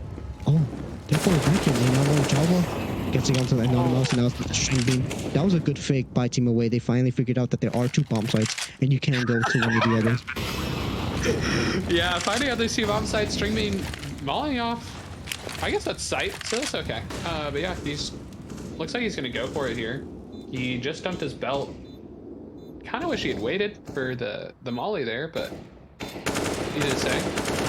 Oh, almost gets a second onto lines there, but Stringbean, I mean, tried for the retake and almost went for it. And I know you mentioned that using the utility, all at once. When I say use your utility, I mean use it wisely. If you can spot something out, smoke something off, smoke off the bomb, molly off whatever common position there is, so you don't have to clear 180. Kind of think it out. But once again, these prospect players, they don't care. They just want to shoot guns and hit headshots. That's so true. Yeah. I think you had the right idea there with the molly and stuff. Just sadly threw his molly when he's already done off by the molly, but blowing up in the construction door. And again, I think they've managed to finally figure out where to just play these really aggressive. Just playing really aggressive here in spots that they are pretty confident now that they're not going, and they're just kind of getting Team Home here finally getting exploited by these really aggressive movements early in the round. Oh, we're gonna see the bean can boost and a Gev onto Kizo here. Oh, but boost, here's the boost. Hey, reaction, it doesn't react fast enough. And they still go for the Swayze onto the wall bank here. Oh, Anonymous onto 10 HP, and Swayze gets double, triple, maybe even triple think through that wall. Down to 34 HP. And lines onto the messy sprint to Little General here, but there's one more here. Kizo still here. He spots the shoulder. Fresh sprain, falls back here. There's no what he can do. Yeah, trying his best with this Negev. Once you can use the fire, the laser gun here on the Negev. Gets one. Gets one into Peck. Oh, 2 to Swayze. And Leadbone on this nice timing, like, oh, Stringbean on. Oh my god. Oh no. Kizo finding the exploit here to deal with the press W move, and it's put the laser in front of them and let them walk into the bullets. Jawa rerouting here towards A. I don't think he has enough time. Yeah, it's 15 seconds. He has to kind of commit to be here. I think he's just trying to mess around with them, trying to force him to fast rotate, but they're not moving. They're staying put, and Jawa on to go to MNX here. Bomb out, has no time, and it's not gonna. What is happening? I'm not sure what we just witnessed, but it was beautiful. I will commend Jawa for that. He had the balls for it, and he said, hey, you know what? I don't care. I'm going for it anyway. And he got close. Had he had a little bit more time, maybe he would have gotten the bomb plan down, but there was someone out monster. So maybe he would have just gotten instantly taken out.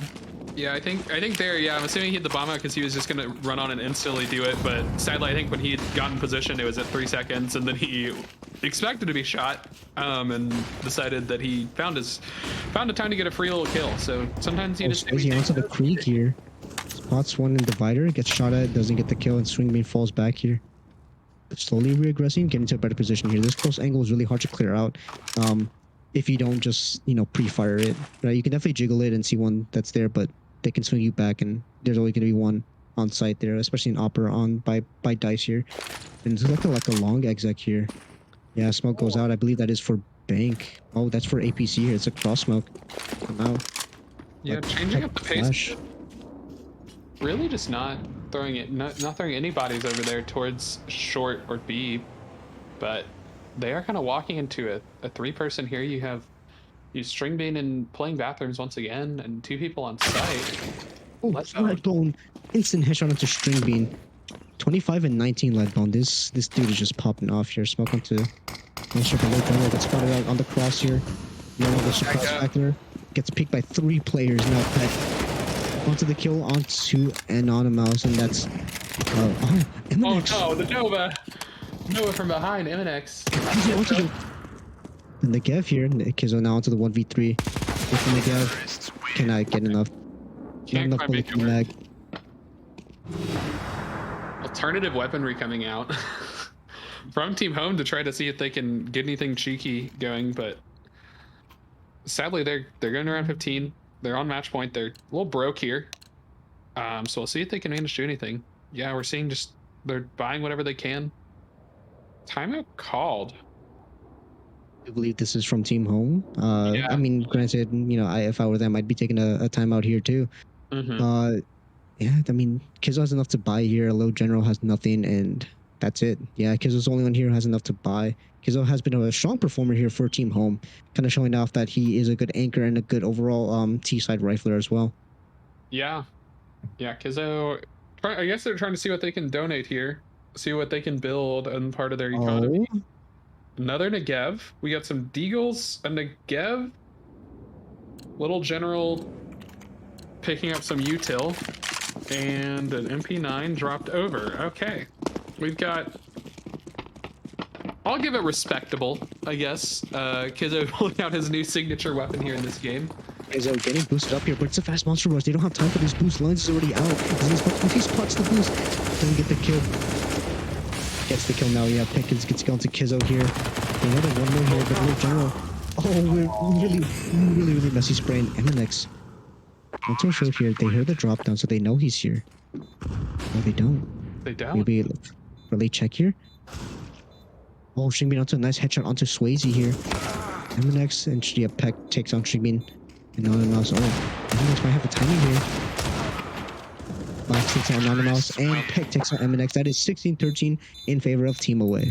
Yeah, really well played from both teams. Team Away making a good.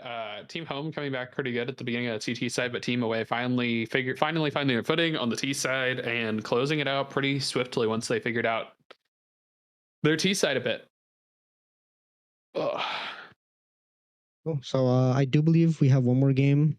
We'll cut to a break and we'll be back with some more information. Yeah, sounds good.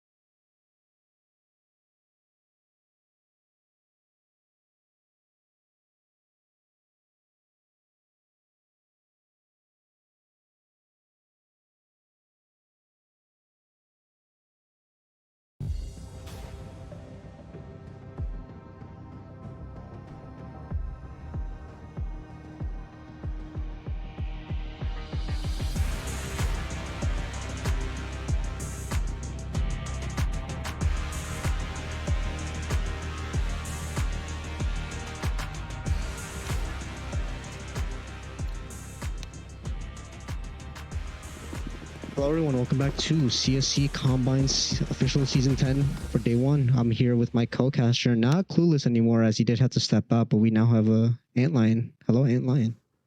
I can't believe Clueless abandoned everyone. When we needed him most, he left.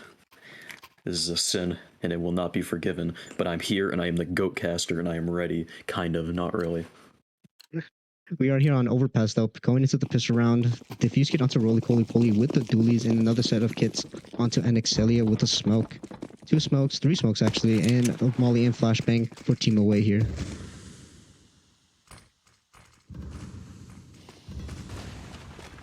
That's not Classic. Monster, yeah. Classic fast play. Skatati coming up short. Ooh, takes out Anaxelia. Mochizi with an absolute banger of a headshot onto one player, but the site just gets overrun immediately. 3 kills coming through. 1 trade back from DRX Code, but now he's alone on short against 3 players. Jax Code in the 1v3 clutch here. Slowly clearing out these angles. Spots one, gets the first. Oh, here's his hit and gets instant gushed by Redondo there. Wonderful kind of T-pistol around there from Team Away. They took it fast. They had their approach. They didn't just run out monster. They set up for these smokes and these utilities, and then they flashed out with these mollies, and they attacked together and not peeked one by one. And Team Home just kind of got overrun there. Not a single 1-by-1 gunfight there. Jackson's coming out. Redondo onto the AK here.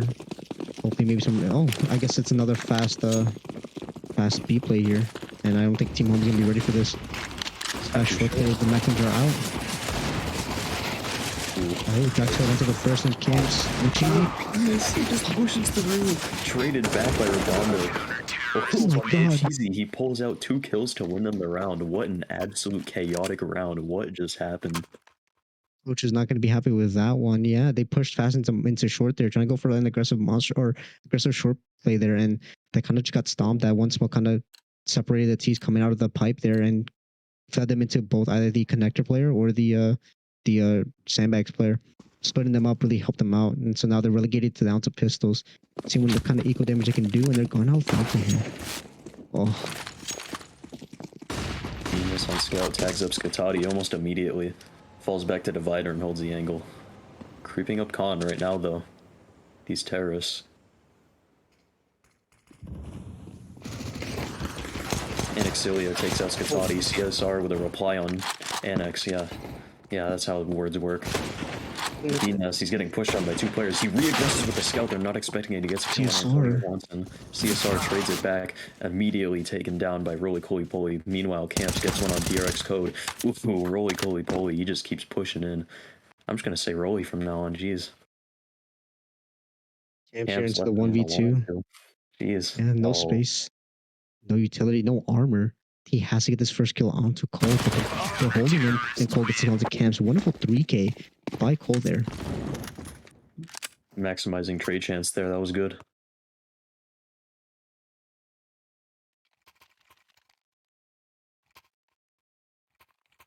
I mean, the guns are now officially going to be coming out. But I do believe for the Team Home here, yeah, a bunch of M4s and an AK being passed around. Team Away now have a bit of a weird buy. They are opting to buy more into this with Skatati buying an AK, hopefully going for another hero rifle that failed on the second round there. Only 1 kid on the CT side, though. If they can get a bomb plant down and they can hold it for just long enough, it might be what can save them. CSR pushing fast up through front bathrooms, waiting for the Divider player, but doesn't overcommit to the fight, just peeking back and forth to get it. Look at Cole here. There's the power incident headshot. Oh my god, Cole. Insane tracking headshot. Skatati stuck behind the smoke. Meanwhile, BMAS takes out Redondo. DRX Code takes down Antonio Juanson, and Camps falls as well. Skatati left in a 1v5 in the blink of an eye. 2 players ready to pinch upon him with a third lying in wait and gone. He decides to push up. Ford's connected but taken out by DRX Code and Party. Just these A-side defenders are just getting these triple kills, these multi-kills around to help them out. I mean, Cole got it just around prior to, not really lose to an eco round. And once again, Drax here getting the triple as well to make sure they don't build up any more economy and don't take any guns away. Team Away, buying up. Once again, just their buying is so weird. They have players on Deagles, players who aren't buying anything, and players who are buying AKs and Galil's trying to go for some hero plays. Guys, it's not that serious. You're not getting any elo. Oh wait, DRX Cody pushes in. He doesn't expect Camps to be on the left so quickly, or on the right, I guess. A bit of an off angle, mate. A lot of Okay. tagging going on. Jesus. Redondo down to 12 HP. Still, they hold the 4v5 advantage. Look at this map control though. No one in connector. They have an easy route back down towards the B side if they so choose to do so, but they're grouping up here in front of front path. Almost, yeah, only 2 smokes here. They can definitely still do like a full site take. And I do believe that's what they're going for. 2 flashes on Skatati, misses the jump. Flashing over once. That is a bit of a high flash. The flash coming in, yeah. They're coming in for the exec, and now the read is here. I think they have 1 player in heaven, 1 by truck, and then 1 by bank. So CSR slowly pushing up. And then Excelia Cold gets a kill onto Antonio Juanson. That's the bomb. Oh, Redondo. Nice shot to Excelia. Jesus. Rolly, he just Cold gets a kill onto Redondo and CSR. So deep into the site here. Gets a kill onto Roly Coly Polioli. And that's the A side falling. Venus now onto the retake here. Does he know how deep they are onto site here? Back turn.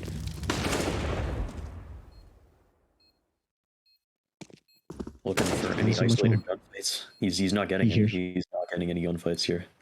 Already heard the peek on the left. There's no one by bank here. Oh, he's on even more of an elevated angle. Just holding for the swing. Wait, are they stacked on top of his teammate there? They were double stacked in that corner. Oh my god. So even if CSR or if the Venus hit push out, they're just instantly traded. If they get at least maybe 1. That name. Venus. Yeah, that's one of the names of all time. Roly Coly Poly, though, with this calculated aggression, they don't know how to deal with his repeaks and his double kills. Not trading anything, just these one-on-one gunfights happening over and over again. He's taking full control of every situation. Yeah, it's rifle versus rifle, and CSR still onto that Galil, so anyone who can last down will feel the wrath of Redondo tagged down to 21 HP and Drax Code falling back. They hear the rotations. They know he's low. And that's short taken by Team Away here. Stagnation across the entire map. Roly, though, he's somewhat pushed up along here, and they don't know this. They run right past one of that. I've played a lot of games with Cole here, and Cole is this kind of calculated player who knows how to aggress and re-aggress and know when to fall back, especially when his players have so much map control. But Skatati might catch a time in here. Slowly picking up, but opts not to. That's a free A site. Oh, and Excelia gets called out. Almost gets away. Cole wants to reef right there.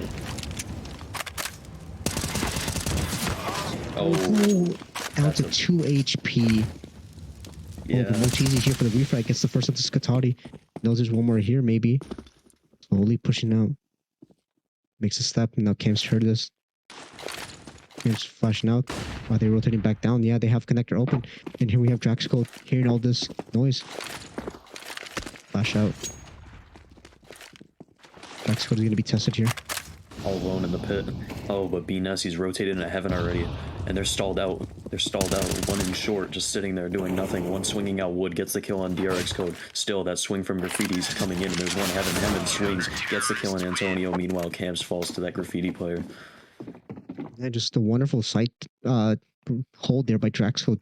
He got that tag down to, what was it, 15, 20 HP and still stayed alive and got 1. Even denied the bomb plant and didn't get immediately traded. So he was just being a nuisance there in Team Away in the pit position. And they had to kind of hard clear him while giving Venus the opportunity to rotate and the opportunity to just get more info for the refrag there. Seems to be a lot of discord. They don't know when to peek off each other. Drax Code relegated to an MP9. I believe he maybe tried to read the economy and opted for the MP9. But as you can see, Team Away, just full rifles. Only no head armor onto Antonio Juanson here. So we'll see if that will come to, bite him in the butt. And Cole punished for that long aggression there. Yeah, Cole likes to take this space really aggressively, and he usually does it alone. Knowing that, or usually because no one really pushes up long a lot. Or at least not late into the round. Redondo onto Venus here. Nice little lurk by Redondo. And Mochizi here defending the A site.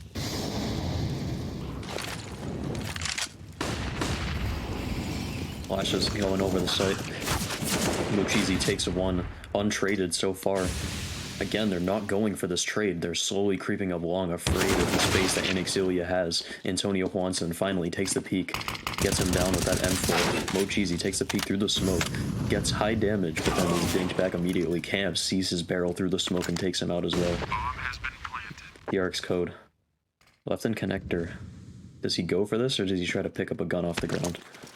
And he doesn't go for it. He just picks up a gun. He wants to save this.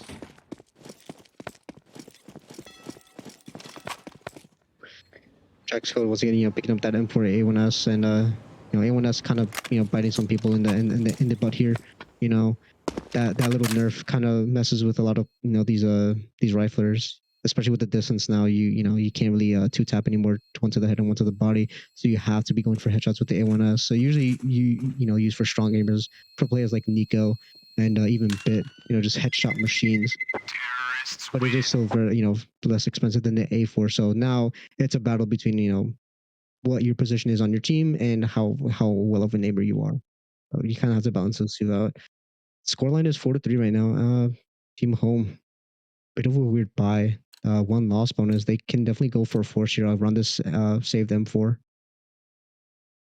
They're running the hero. I mean, Mochizi did opt to buy a 5.7 and armor, so maybe Mochizi might be going for a ratty angle here. Oh, but look at Cole. Super far up long here, super deep. Yeah, once again, he just knows when to take the space, and especially with being on the save, he has to get this space and get saved by the body. They don't expect the second here. Anixilia, he's right behind them. Oh, that timing though. Skatati re-peeks and catches him on the aggression. Now that should be a side completely falling, but we do have another player here. I do believe that is Venus, yeah. And Jack's code close by divider, holding for the weird off angle, giving up the rest of the space in front bathroom and long. So Venus just has to kind of hold there. While Jax tries to, They're cautious of this. Oh wait, but CSR, he doesn't hard clear him. He doesn't know though. Wait, they just walked right past him. Only gets a 1. And that's 2 trades back. Mochizi left all on his own with nothing but a 5.7 and some head armor. Head armor that won't do anything against these AKs. Although, I guess it'll save him from that M4, if he gets lucky. Multiple fights here. Oh, the skills in CSR. Doesn't. Second. 2 kills, respectable. Yeah, I mean, it definitely could have gotten a lot scarier. That flash didn't really blind the second player that was at the divider. If that flash was a tad bit better, I think Draxcode gets the double for sure, and maybe even the triple if the low bullet count on the A1S doesn't screw him there. But now full rifles once again onto team home here. Minimal utility, like no mollies, no smokes to hold out any pushes except for one on the Cole. But Cole's a long player, and it's a fast monster push. Yeah, Venus gets the first onto Antonio Juanson. And Redondo gets tagged down to 20 HP. Those A rotators, they haven't. There's still 2 on A. Oh, Venus. Takes 2. And they're playing the safe. They're playing ratty here. They know that these teammates haven't rotated in. Just playing the bomb here. Oh, clean headshot. Skatati through the wood. Anixilia down in the pit to replace him. They don't push past that smoke, and the bomb is still down monster. I don't think anyone knows that the bomb is down. They're too afraid to go check. They may think there's another player by monster, hoping, trying to catch a little peek. They don't want to commit the manpower. And that flash knows they're coming out monster, so NXLA just tucking here onto the B side here. With cheesy here. Deep by Graffiti gets a first kill into Skatati. And NXLA is a surprise factor here. Kemps might not clear him out. And Mochizi doesn't matter. Mochizi just swings. If Mochizi went down, NXLA was there for the trade. Kemps surely doesn't clear him out there, thinking, you're playing 1 by Graffiti. You're surely playing a retake B setup with the amount of players you guys had. So it was a good bait and switch setup, but it doesn't matter because Mochizi just, gun out, just going for the aim duel. Again, with the slow, uncalculated aggression from the T's, they group up and they just don't move fast enough, or they don't move in enough at a time. This time, though. Fast towards B. They want to rush it straight through. Oh, Draxcode here. We know what Draxcode can do in the first couple combines. Gets the first onto CSR. Gets traded by Antonio Juanson, and Venus gets... Antonio Juanson gets onto Mochizi. Fernando. Skatati. Just B-side's now down. But look at here. Look at Anaxilia. Takes stuff like he's alone, but he gets one. It's a kill and denies the bomb plant. Skitati rolling it. I love He this shoves Skitati. it. Oh, Madman. Cole. Oh, Oh my God, no. Skitati. Isolates the gunfights perfectly and hits the shots. Just perfectly playing around that pillar there. That pillar is, you know, a staple for any B-side defender. They know as a B-side defender, you should be learning how to work around that pillar, whether it's smoking it off or just moving around it. And Skitati just played it super well, isolating the fights, as you said, and like taking that fight to heaven. But Rolly should have definitely had that fight in the bag, and you know, he fumbled. That was around in their hand, and they give Skitati that little burst of adrenaline that he needed. Taking one out at the start of the round. Redondo gets one on Mochizi. One trade back from DRX Code onto Redondo. CSR and Antonio Juanson, though, they've each got a piece, and that's a clean round. Only one down. I should note, Skitati at the top of the scoreboard, but it's not just in numbers. His kills have been extremely impactful. You know, you look at the rest of his team, and those are all individual picks that they've gotten, or maybe at the end of the round they stagnate and they lose, but Skitati, he's doing it for his team. He's pulling it back. Yep, Eagle buy onto Team Home here. They're trying to get as much money as they can. Cole having some good economy here. Was able to always buy a rifle when he needed to, and always bought a deeper when he didn't have enough money to do so. Venus can't get the shot as Skitati onto the first, then Camps with the nade kill onto Anaxilia. And Cole, once again, now they surely know that Cole's this far pushed up, and he hears all this noise. They're moving too They're fast. He calling can't for do rotates. anything. His position is useless now. And Mochizi just, Five yeah, seconds. super lay on the Aggression. flank, and they see him. Aggression, Antonio caught off. Oh, they think. Clean, doing lots of damage here. Buying time, taking a lot of that aggression away, but Camps, he pushes through the bank smoke, and CSR takes him out. They figure that he's alone, and now they know about this flank, surely. A missed shot, but CSR isn't checking behind him now. He finally does after all that time. Well, kind of whiffed a couple shots and gave off that that noise there, that noise cue. And so now Drax caught onto the 1v4, probably hoping to just pick up a gun. I don't think you can win the round. Yeah, no kit, no utility, and 4 players left to hit. Even if you hit the body shots. He gets these exit frags, they're all low. He just has to hit the shots. Oh, but Mori misses. A vital miss. One shot to the body would have taken him out, but he didn't know that. Drax is overachiever, and he always aims for the head there. Now we are going to see some, you know, full, you know, utility and full guns coming out from Team Home, and I'm wondering to see who's going to down the op on this CT side. And it's looking like no one. I don't believe anyone here is really necessarily a quote-unquote opper here, and no op on the T side as well. So it's going to be full guns, full rifles all around. Doesn't necessarily work against their favor, though. They're not dealing with an op on their own either. Smoke into connector. They want to take this control aggressively. Anaxilia, he has that space, but Skitati's got a trade in short. Being wall swing on Anaxilia. Do they... Ooh. Only down to 83, so not much damage dealt. He has to give up connector. CSR. DRX zones out, doesn't get the reaction kill on a CSR. Mochizi with a trade. Could he get a second? No. Antonio down, but there's still 4 players here. They need to kill Skitati, and they need to kill him fast. They cannot let him have impact on 2 HP. He is the planter. That's his impact. Meanwhile, Anaxilia taken down by Camps. This Heaven player, though, Mochizi, he pushes through, he gets that kill on Skitati, but at this point it's too late. Rolly left on the 1v3. And he has to clear all of these angles. A first kill offered up to him by Camps. The shark bites down. Smoke goes out. But doesn't land in any impactful position. That's a vital piece of utility for this retake on. Now he gets swung. CSR takes him out, not expecting it. Yeah, he sees the back there by I do believe, I'm not sure who that was, but they were on the pillar and they saw the back, and it opted Cole into that peak there and gets swung by short. So it was a nice bait and switch. Whether it was unintentional or not, it was a good play nonetheless, and it gave Cole some false confidence. And it's last round, or second to last round of the half.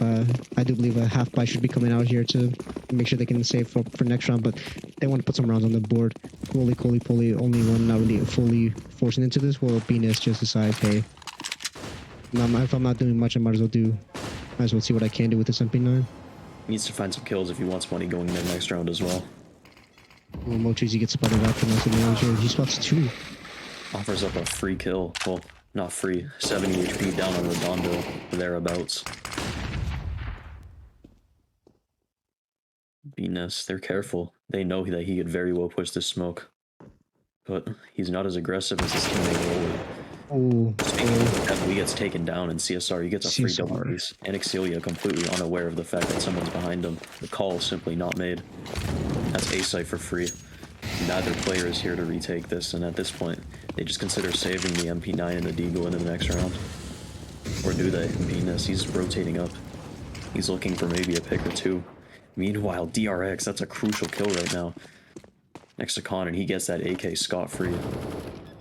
Venus, though, he loses that MP9. Next round, he's not going to have money. He's going to have money for another MP9 and maybe armor. No util, though.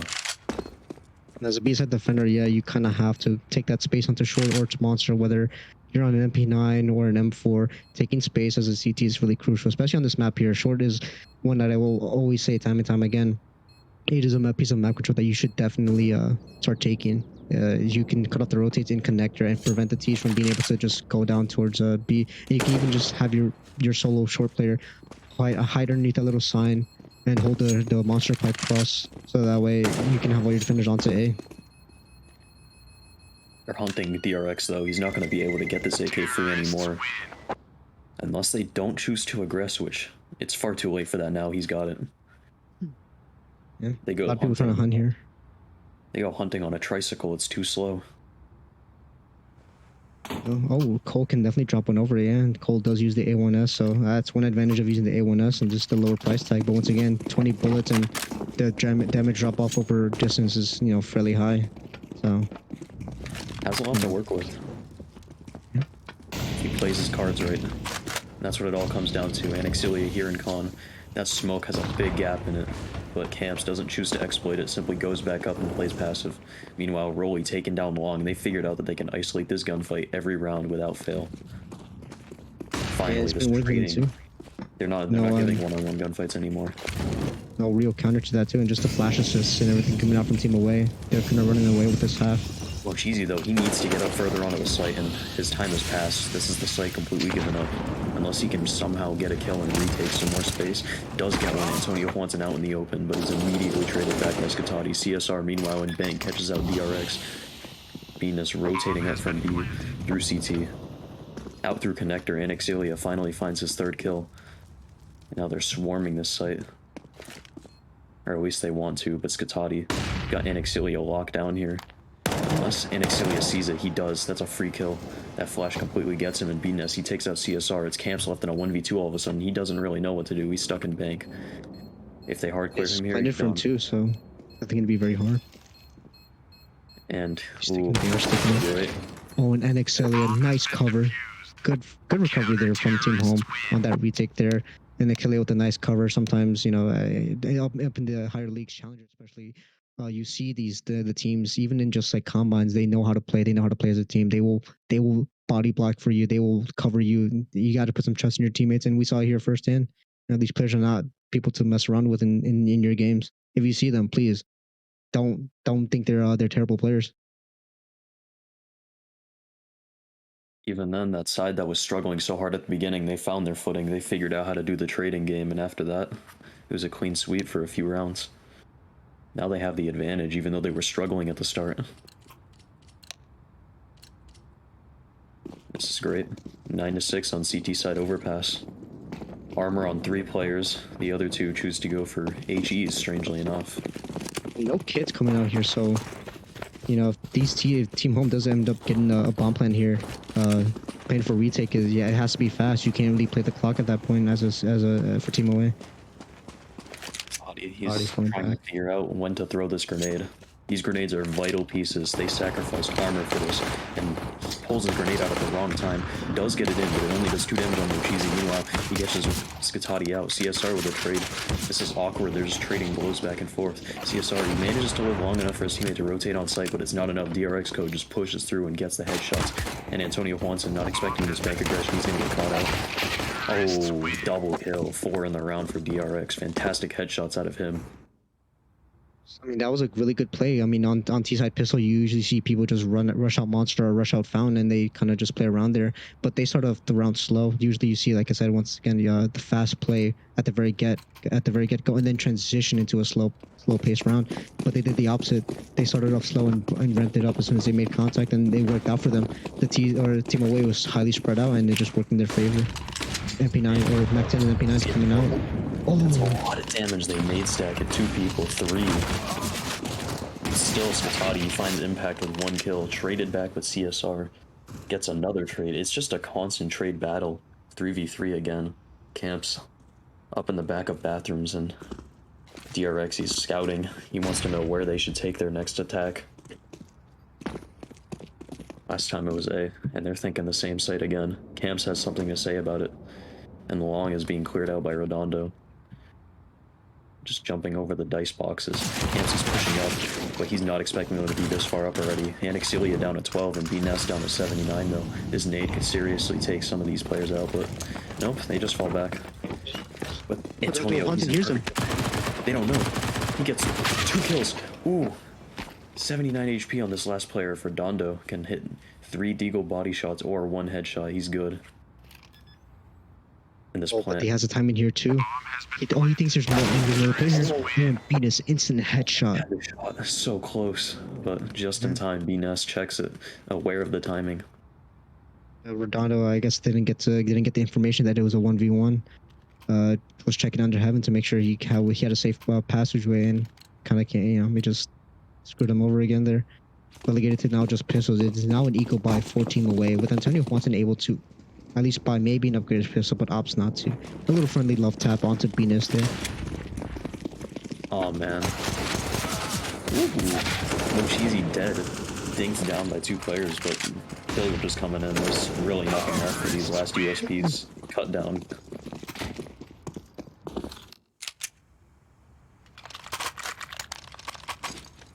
We are going to see the rifles come out now for Team Away. We are seeing more M4s now on Team Away here, so maybe we won't see as much nice clean one taps, but we will see nice spray downs and good sight holds from these defenders. 4 M4A4s and 1 M4A1S. Antonio Watson, the lone wolf.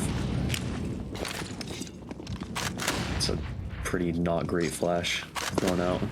$200 down the drain already, and Mochizi, he's just sitting all the way back in T-spawn. He hasn't taken any space. They don't know this though. The CTs haven't pushed up towards Fountain. He's still afraid of it though. That silent pressure, it's keeping him back there. CSR down in connector, joined by Camps now. 3 T's stuck in short, 2 towards T-spawn. They're looking to hit this B bomb site. All 5 players dedicated to it. The CTs, they're lightly aware of it. Redondo catches one out. Mochizi catches a second in Exilia. And as both monster players cut down, DRX running through short, trying to find something. He doesn't get anything. Venus gets a kill on Antonio Watson, gets another one on Redondo, but Camps gets the trade on his teammate, and eventually he gets traded out by Skatati. It's just a lot of gunfights going on. Lots of bullets. What happened? What happened? Redondo's timing there was actually just insane. The smoke was down on Monster, and he still ended up, throwing out that molly, which helped him get one, or got him 2 kills, and they just kind of took their time. They were waiting behind that smoke, and sometimes, yes, playing behind the smoke is always a good idea, but sometimes, when they've already scouted you out and you have no other map control, I think it's time you just push it through with a flash, or send your entry player out. This time, though, they're taking that control towards the A-bomb site. Leaving only 1 towards B monster. They can take short control very easily here, and that's exactly what they're lining up to do. Flash from Skatati sets him up, but DRX, he catches Camp pushing through now. And, ooh, almost a trade on that divider player. Oh, CSR, he almost gives himself up for free there. And now they know he's lit towards the A-bomb site. Rotation up from Antonio Watson. Man, this is just such a good position, though. They expect CSR to fall back onto his side, so they think that this position is really clear. And yeah, they don't clear him out. And Venus, right there, just looking at this. That's just how Challenger works. And oh my god, Antonio Watson had the lineup. Ooh, Redondo with a nade, flashing himself in. He was looking to get this final kill toward the A-bomb site. He does get it in the end. Meanwhile, Skatati gets the kill on DRX Code and Exilia left flanking from the B-bomb site. And I don't think they're aware of this yet. They don't think that it's going to come in this fast. Yeah, 40 seconds left on the clock, and Exilia is surely walking here. They know that there is one A-side defender here. Redondo with a bit of a hero play there. That nade to take out, I believe that was towards Dice, and then he flashed himself out to get a secondary kill onto the truck player. And actually doesn't have time to keep walking around. They have to, start picking up the pace here. 25 seconds. They either win off of good kills here, which I don't think it will happen. But yeah, all the alternative was to pick up the bomb and rush at the site. But I think the realistic option was getting the kills. Yeah, Redondo just focuses on staying alive, so there's no possibility of a clutch here from Anixilia. They're gonna kill him after time here. That's exactly what they're setting up to do. Redondo, he's just looking to stay alive. That's all he cares for. And it looks like Skitati decided to do the same. An overall round win out of the CTs, though, it was very worrying when CSR took too long to track that headshot kill on Bathrooms. Still, a round win is a round win, and the Ts are relegated on the pistols here. Tech 9, a Glock, P250, a Deagle, and another Glock. Armor, strangely enough, on 2 of these players, and Anixilia, he buys into the Hero AK. And so actually I did save last round and I only had $200 left, so that goes straight toward that flashbang. But Mochi's here with the armor Tech 9, trying to see what he can do here. Oh, CSR, here's one, I believe, yeah. Yeah, should be setting up for camps. Surrounded. This is a 2-on-1 gunfight if they take it at the right time, and they're not suspecting CSR to be pushed up so fast. Antonio gets the kill on BMS. Roly poly into Anixilia. They're trying to get it done. 2 kills from each of them. 2v3. This pillar player Redondo instantly taken out, and these pistols with the Hero AK, it's actually managing to work out so far. These A rotates. They're finally coming in. 1 from Monster. CSR down. Lily. They're not expecting that timing. Anixilia, he's sitting graffiti, but they're fully ready for this. They have to know by now that he has to be towards heaven. Isolated gunfights, but it doesn't matter. Anixilia misses his shots, camps with the perfect peek and a laser beam headshot. Also seems to be doing super well in these combines.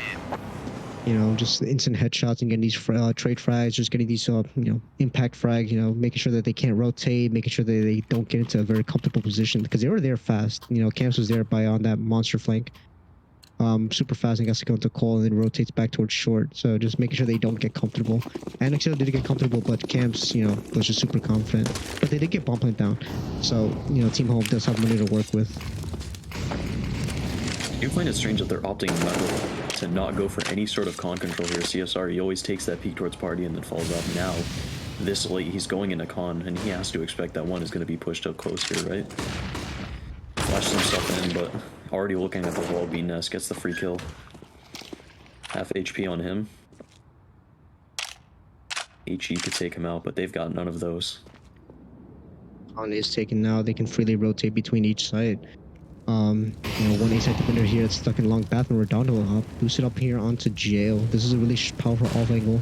And once you play it, you kind of can't play it. You can't play it more than just once or twice in a round. But it gets hard clipped by Mochizi, and it gets retreated up by Skitati. And Redondo had the only other Molotov, but that's a kill towards A, and the rotation is coming fully in.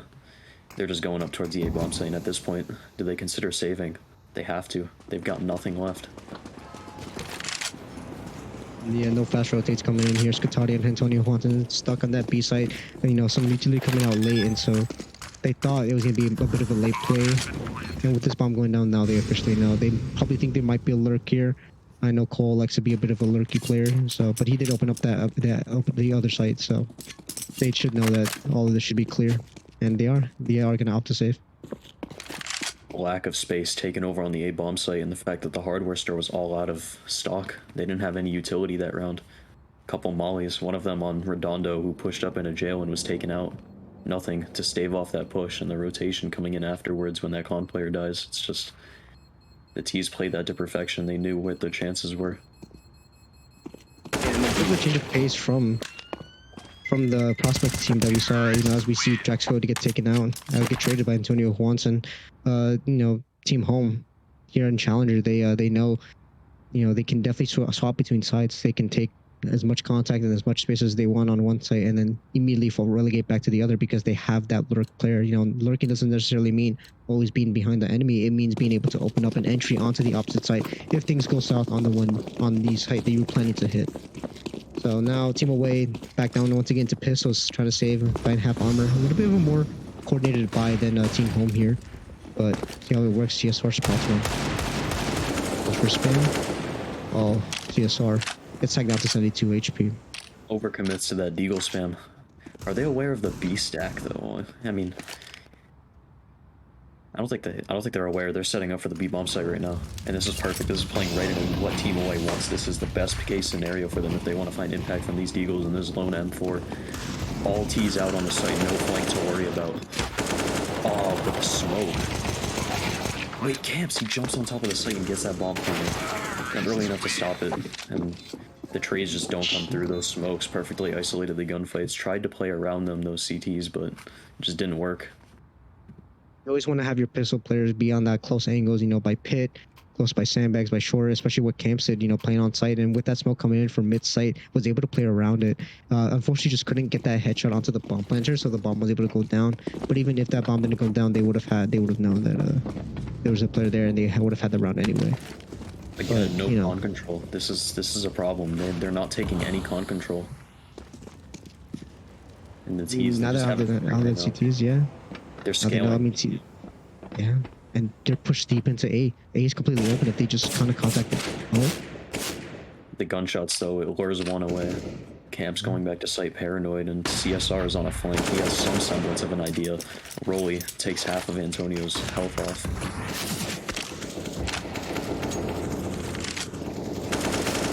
Nothing much going on, just a series of strange events, except for DRX code. He's pushed up all the way into front bathrooms, and Antonio over on the B bomb side. He's low, but he finds one, and CSR finds two. This is all three B players have been taken out, and that A flank coming in, and whew, it's a little rough. BNES catches CSR in the short pipe. That's something. And DRX catches out Camps. These constellation kills could actually turn into something. 2v3 now. Over DRX from Antonio down to Johnson. 22 HP. A wide swing. The absolute confidence to go for that fight. 2v2. Oh, there's a strong crossfire here by Redondo and Scatotti. Bomb is down. They see it. We have Scatotti holding for that monster peak. I think deep by barrels here. Yeah. And both players It's got okay. both the S-Lord and the AK. It's just a little bit much in terms of the one-on-one gunfights at the end there, but Redondo and Scatotti knew how to play it. Team home now, back down to. I mean, you kind of want to get rounds in now. You know, the 11-13, you don't want to start throwing away rounds now. So maybe opting for save is not necessarily a good idea. And they are going to be opting to buy. I see 2 Mac-10, so I'm assuming, yeah, they're probably going for a fast B play. With some utility being thrown in, so it's not necessarily a rush B, but, you know, just fast. Trying to take map control as fast as I can, as effectively as they can. And yeah, Short just completely giving up here. Jax code making a lot of noise here with that Mac-10. Just jiggling for this angle. Nice straight from Cole, and gets taken out by CSR. That was just a really good crossfire from Party by CSR and Camps there. It does seem like the communication has kind of stalled out for these terrorists. You know, last round they had 3 towards B and 2 towards A, and the A players seem to have absolutely no idea that their B players were pushing out. That double kill from CSR just blindsided them. In this round, we may see a repeat of something like that. 2 FAMASs. An AK. No, 3 FAMASs actually. And so like these FAMASs, you know, yeah, they may be you know, the funny gun. You might, you know, people give it a bad rap, but you know, close angles and just hitting the headshot immediately, or you know, just makes the FAMAS a very powerful gun in general. And now coming out here, Scatotti with that AK, and Antonio Swanson here, doubling up here on Monster. That's the bomb taking down. Venus spots one, taking down to 40. Wait on the short play to help his teammates, and Oh, ooh, nice shot. crispy headshot, but he's left in a 1v3, and there's really not much of a chance he gets anything here. This Graffiti player gives up the gunfight. Antonio is low after all, 40 HP on him. Redondo coming in through con to support. You know, play off the crowd here, but there is no crowd. There is no crowd to give off the Q. CSR spots him out. Venus is low. Takes out Antonio Swanson. No time for the bombing. He can't. Redondo already. Yeah, he does have the time. Oh, what? Redondo almost had the Running kill. gives it away. And CSR. I mean, the CT side economy is looking really, really bad right now. Camps and Scatotti can buy, but Redondo and Antonio Swanson can only afford maybe a FAMAS if they have the M4A4 equipped. And yeah, they are opting to just buy FAMASas here. Team Home just need to win one round, and it'll break the economy of Team Away. It won't be enough to secure them the win, but it'll be enough to give them a chance to come back and make this a 16-14 half. Or 16-14 game. Lacking armor on two of these pistols, that MP9, if placed in the right spot, could get something done. Scottati with his M4, he does get something done towards the B bomb site. Up 4v5 against 1 AK and 3 pistols. Amps, he's already pushed through though, he doesn't care. Good damage, extremely strong damage, and CSR takes out 2 players. Towards that connector. They tried to swarm him and they failed. They know where these last 2 players are and they're playing it perfectly. 2 through connector to get the trades if anyone falls back. It looks like BNES, he's about to fall right into the Venus flytrap. CSR waiting for him at the bottom. Oh, wait. CSR clearing out these angles here. We'll clear out the close left. The timing is perfect. He gets the kill. Venus. What is that timing? Insane. And you hear BNES typing in the chat. He's confused. NXLA left the bomb here. Armor and a deagle. NXLA can definitely go for a critical play here, but no, Camps is just there waiting. Instant headshot onto NXLA. Camps has just been, having NXLA's number since the start of the first half. Just always catching the timing, catching the instant headshot, whether NXLA was ready for it or not. 5 live in that last round is also spelling good things for the next 4 rounds. CTs, 4 chances to close out this game, and the buy from the T's is still kind of weak. 3 AKs and 2 deagles going out. A lot of util though, so they could make something out of this. DRX Code, he's taking the space super fast in connector, and now he's just holding. Oh, CSR almost caught out by that fountain player. Rolly, he's Camps takes out Drax Code here. Wow, it's just a bit of a wasted flash. Okay. Oh, not ready for that fight there for Camps, and a bit of an off angle, I do believe. So that's now their A lurk down. Bomb down towards B site. 1 minute and 13 seconds left. They have almost no map control to work with, so they are now, forced to go hit B, and it's now 11-15. You have to win this round. You either win it and try to fight for OT, or you just lose and lose the combine. Oh, but the timing, and actually they readjust back as soon as we moved off. And actually, that's a B-roll takedown. Oh, but Scottati gets a kill into Venus. Oh, cheesy. Oh, this is the first kill. This is... They give him cheesy. I can't fix out Anixalia. Just a solid game played by everyone there. Yeah, scoreline was 16-11, but everyone had some sort of good play there. Team Away really finding their footing after struggling at the start of the first half. That's the end of it.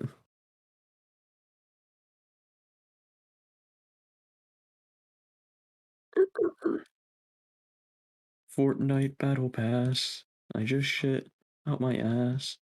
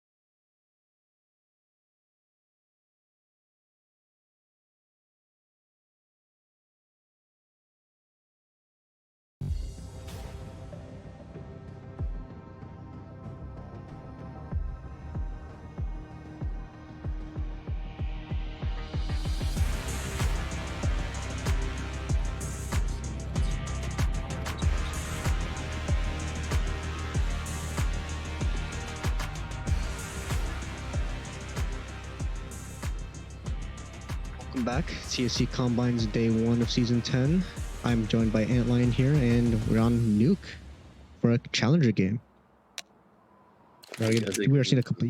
This is the cringiest game. It has Supreme in it, dude. Come on now. Well, yeah, we do have a couple of GMs here. We do have Supreme. I do believe that, yeah, we have Spence here as well. So a couple of GMs coming into the action here. Yeah, we also have Sabrina, captain of the HG of the, I do believe that is the Hitman on of HG, and they won last season. So maybe they're looking to get another couple of trophies under their belt. We do recognize another game name here, Mo Cheesy. They are the last DE, I believe, on this team right now. Event push here? Yeah. Let's fast A hit here. Supreme trying to see what he can do here. Lee on Heaven gets mollied out. Falls back here. And no kid. Yeah, one kid onto Supreme here. That's just a successful A side take by Team Home. CT is repelled from the site. Oh, wait. Oh, we have an auto mute here. Uh-oh. Well, that's not good. The player showing up on the screen as a Bulldog, I believe, is... Hold up, I gotta do the analyticals. Okay, so that's Danny GLs. Yeah. Oh, yeah. I mean, successful retake, but no kids. And oh, Bulldog. Supreme had the kit. We were we were kind of sidetracked by the tech issue with Bulldog, but an unsuccessful retake, but it was damn near close for Team Home to lose that round. Public knowledge, the player that you were seeing as Bulldog is actually Danny GLs, who you probably know as a 10-man demon, but... Macton's here for Mochis and Mr. Miter, so another fast play here. I do believe, yeah. 20 HP. Outside. Harmonica just breaks his legs. Oh, Supreme going for a cheeky play. Spawns down to 60 HP. Oh, Supreme. The nade lands perfectly on the craftiest and he gets taken out by 2 AKs. Sabrina, though, he's dinked. 2 of these players are low. The pistols can chew them up if they hit the right shots. But the shots get missed. Again and again. A lot of missing. Seems to be a theme. A lot of players don't even know too much about the Galil spray. Supreme, you gotta hit those.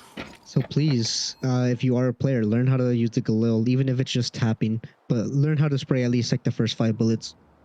Maybe 10, just in case you want to go for a nice spray down. It'll help you tremendously if you can't afford an AK. People push those guns to the side because they think they're bad, but if you can at least minorly control the spray, they're actually quite good weapons. $1,800 for the glow is absolutely criminal in my opinion. It's with that high rate of fire, but once again, another fast play here. Oh my god, Mocheesy just out, but Supreme was ready for it. Punish. Now onto the rifles here, but that was like a fake play, I believe. It's nice, or I guess a little bit of a weird default. Mocheesy just kind of gave up a free kill with no real trade there, so a bit of a blunder there, I do believe, by Team Home. The slight ramp presence has completely repelled them from trophy as well. T's just not getting any space. They're sort of isolated on this left side of the minimap. Craftiest tagged down to 14 HP, but then hits a headshot on a Spence on the Marshmallow. You know, because it's Marshmallow, we're American, we have to call it Marshmallow.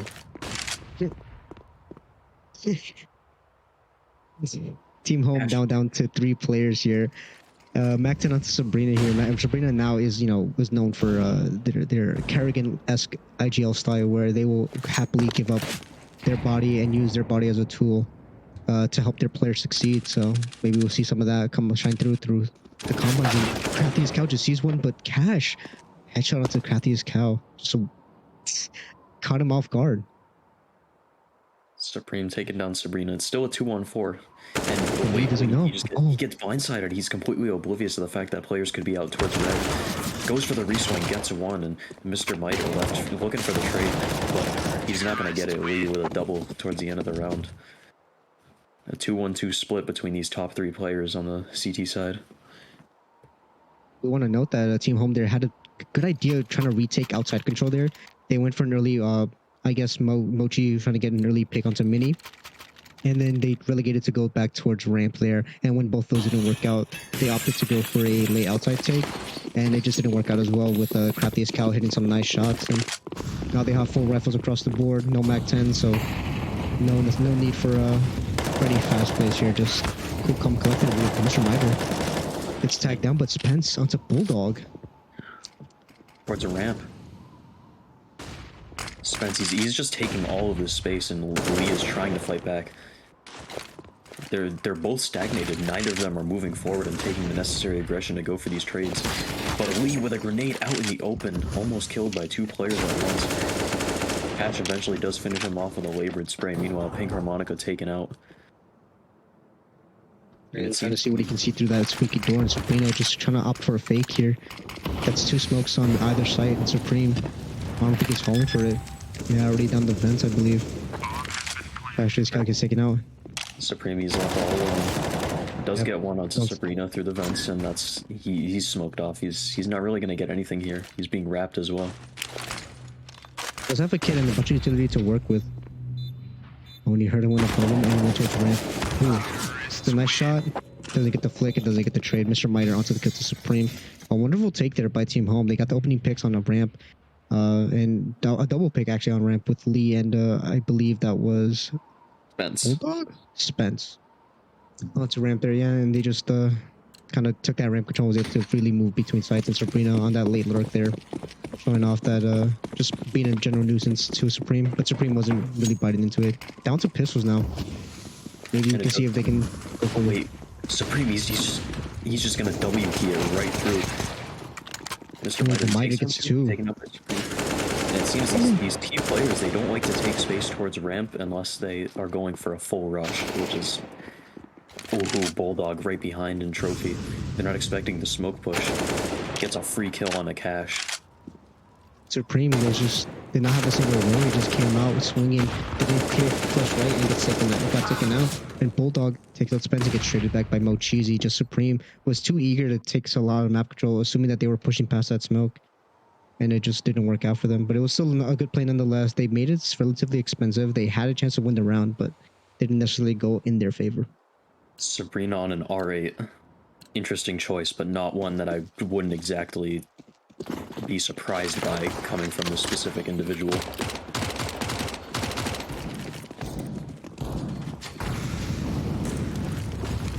A decoy as well. See, I don't even have the decoy key bound, so the fact that these people are buying them worries me.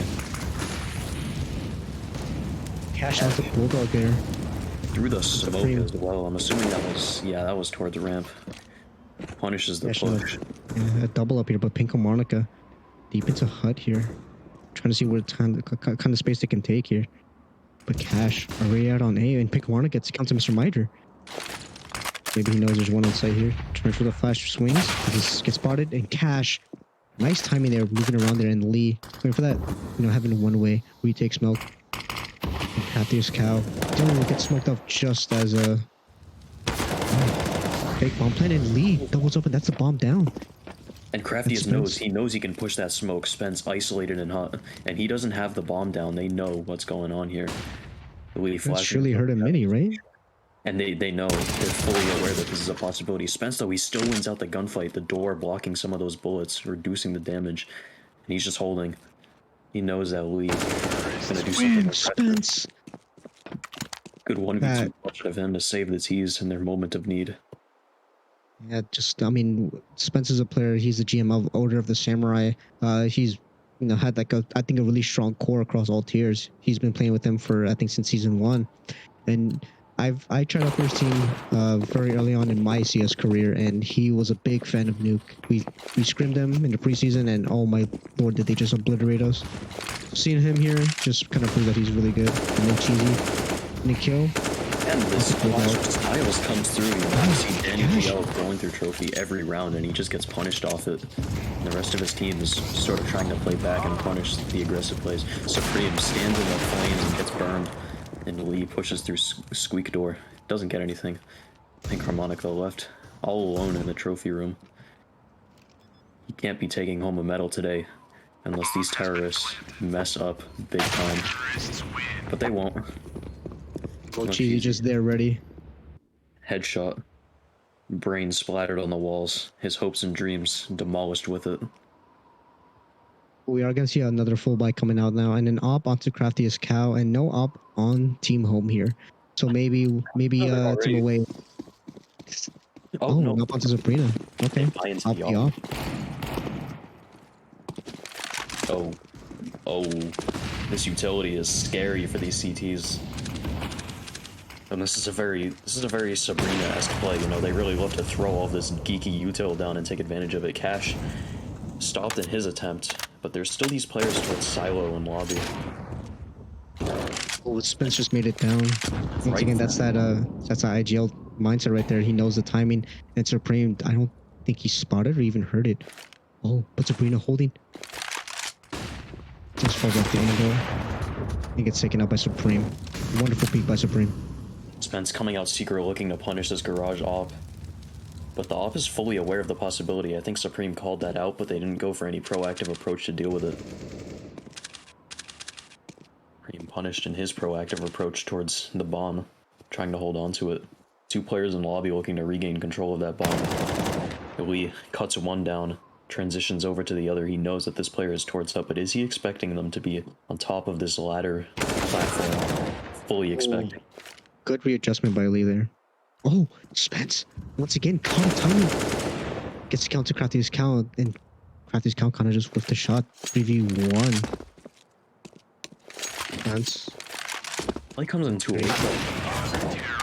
He's taken out, and he spent that entire round in secret waiting to punish that garage player, but he wasn't given the chance, and at that point, it's basically a 2v4 for his team. Good recovery there by Team Away. They still have a bunch of runs to kind of catch up to Team Home, but you know, this is just the start of something great. They did, however, lose a couple of guns there. I do believe they lost 3. Crafty's Cow, Lee, and Pink Harmonica are, you know, low on money, so they have to keep these players alive in order to make sure they don't lose the economy battle. Sabrina buying into another R8. They just do not care. Cash taking out Supreme certainly doesn't care about his push through the hut. Craftiest. Oh my god. Deadly peeks out of Mr. Miter, and Spence already pushed up through hell. They're not expecting this. Just to look up above, Pink Harmonica, he's not aware of the possibility. It's such a 4v3 moment. He doesn't see Spence. Gets a knife to the back. Now Spence taken out by that Mustang player, Lee. And there goes Danny with a trade back. Mr. Miter left in the hut. No trade for him, but Mo Cheesy takes out Danny, and now it's a 3-on-1. They know exactly where this player is, and they're playing right around it. Mo Cheesy with the confident swing takes out Lee. That's a closer for the round. That knife kill was brutal. Spence finding the perfect timing to get towards hut. Not hut. Perfect Hell, timing, barely just forward. the perfect mind games being played here. These are players who are all signed. A lot of these players are signed to teams, and you know, you don't get signed to a team if you don't understand the game. You don't get signed to a team if you're not good at this game. So the fact that these players are just kind of trolling each other, you know, going for knife kills and catching all these hard timings, it's just insane. Look at the util being spread across the map here. It was just chucking it everywhere. Lee chucking his bullets at the wall. Misses every shot. And that's 3 kills immediately. 30 seconds into the round. Supreme looking to trade stuff back. Goes for the aggressive play and almost rewarded for it, but can't quite hit the head on Mr. Miter. Craftiest outside, and they've heard him. They know where he is, and they're just going to push right into that A-bomb site. Free for the taking. Is Deagle not in the right place or the right time? That hard aggression is definitely a good idea to have. You definitely want to throw that in. If you are playing on nuke, you know, having your opper kind of take a swing and then fall back after taking a shot, and having a rifle loader there to babysit them to make sure they don't get easily traded out. You can even do those with Deagles that we saw just now, but you have to be able to hit that shot.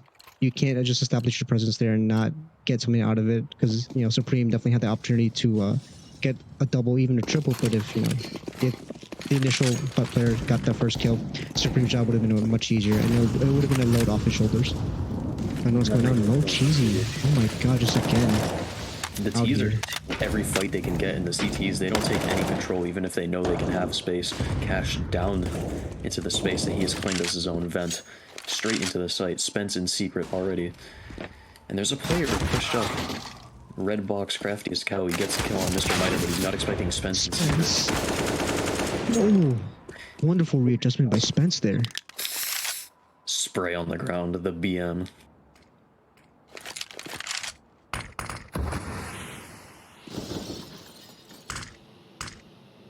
Danny sitting by that fake vent in Pink Harmonica waiting on the B-bomb site. They're both in place in case of an attack, but neither are tradable. These are one-on-two gunfights if these T's go to the same place at the same time. Instead, they give a one-on-one. Sabrina walking through Squeaky Door, taken out.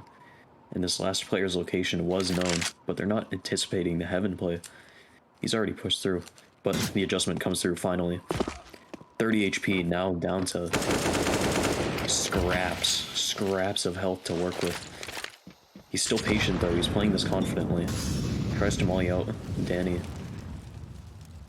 But the molly, it's just not effective. Slides into Hut and Spence clearing everything out to be sure. He thinks he's pushing a lobby. He's not anticipating Danny to be inside Mini here. 15 seconds left. Danny knows where the bomb is. Spence has to go and recollect it, but since he jumped on top of Hut, he can't get the bomb and make it towards site without making a single step or without making a noise. Yeah. And that's round lost. CT's finally taking something, but it's these very scrappy rounds that they're taking. You know, they're not winning anything convincingly, and they're not taking space at the start of the round. It's just not destined for greatness yet. It is also a bit strange to see Sabrina pushing out Squeaky Door there, knowing Spence is towards outside. You can't really just make a play like that. You have to clear out Asia Vent, and especially when there's two alive, it's a 2v2, you want to be as silent as possible. Sabrina definitely could have waited for Spence to make that play for Heaven, clear out Asia Vent, and then Sabrina starts slowly walking out. They work together, but you know, Spence almost had the clutch, and oh my god, a double entry onto the A site there. Mr. Mitre here on this outside lurk. Spot gets tagged, gets spotted, gets taken out by Cash. Onto Mo Cheesy, Cash onto Bulldog. Oh, Lee almost get caught by Spence timing. Just this is Spence's map. I'm pretty sure I mentioned it just now, but Spence, yeah, just he is a man who just loves nuke. He's a nuke main and Lee finds a perfect push on Sabrina. That's the bomb drop, but is he expecting this player to be so close to him in Mini? Swings it, almost gets the kill, but misses just the final bullet. Could have had something there in that 1v3, but taken out. Team Home kind of just making the game as close as possible. Yes, it's 9-3, but they've made a lot of these rounds as close, even though it didn't need to be. You know, leaving the bomb outside and having them come late back around, trying to go for maybe a cheeky knife or a mind game play. But even so, you know, sometimes I think just getting the round win is more important. But it is a combine, so who knows? Look at this though. Craftiest, he didn't buy anything at all.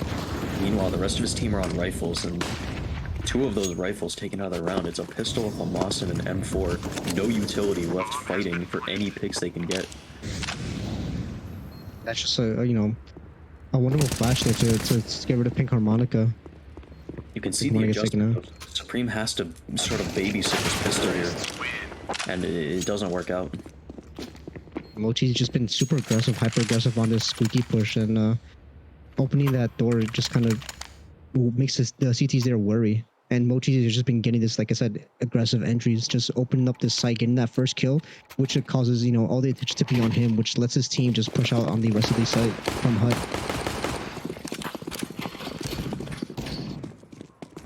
Back down to a low buy here from Mosses, and Deagle's coming out with an up on Crafty's cow. And Mochizi once again just pushing out that squeaky door. The Bulldog with a return. Misses the first and the second. There you go, gets the cash. Squeaky door, and he's just not winning it at all. Pink Harmonica, ooh, gets the Wildstorm, not expecting it. Hut player swings out. Crafty is versus 2 with an op. Not looking good for him, and they know where he is because of that scope. You can see the adjustment. They're too far away to hear him. They kind of going off on a gamble here. Spence does have a lot of ramp control here, so Mr. Mitre is trusting in his teammate here. Crafty is cow, super far away from it. He's hell. He's fully hunting down this op. This cow super late here, but Mr. Mitre worried that he could be anywhere closer. Spence, oh my god, going for the knife here again, but they don't know. Oh, he makes himself known. He thinks that both players are here and ready to take him out. He's worried. Crafty's cow here's Spence here, and the windows are not broken.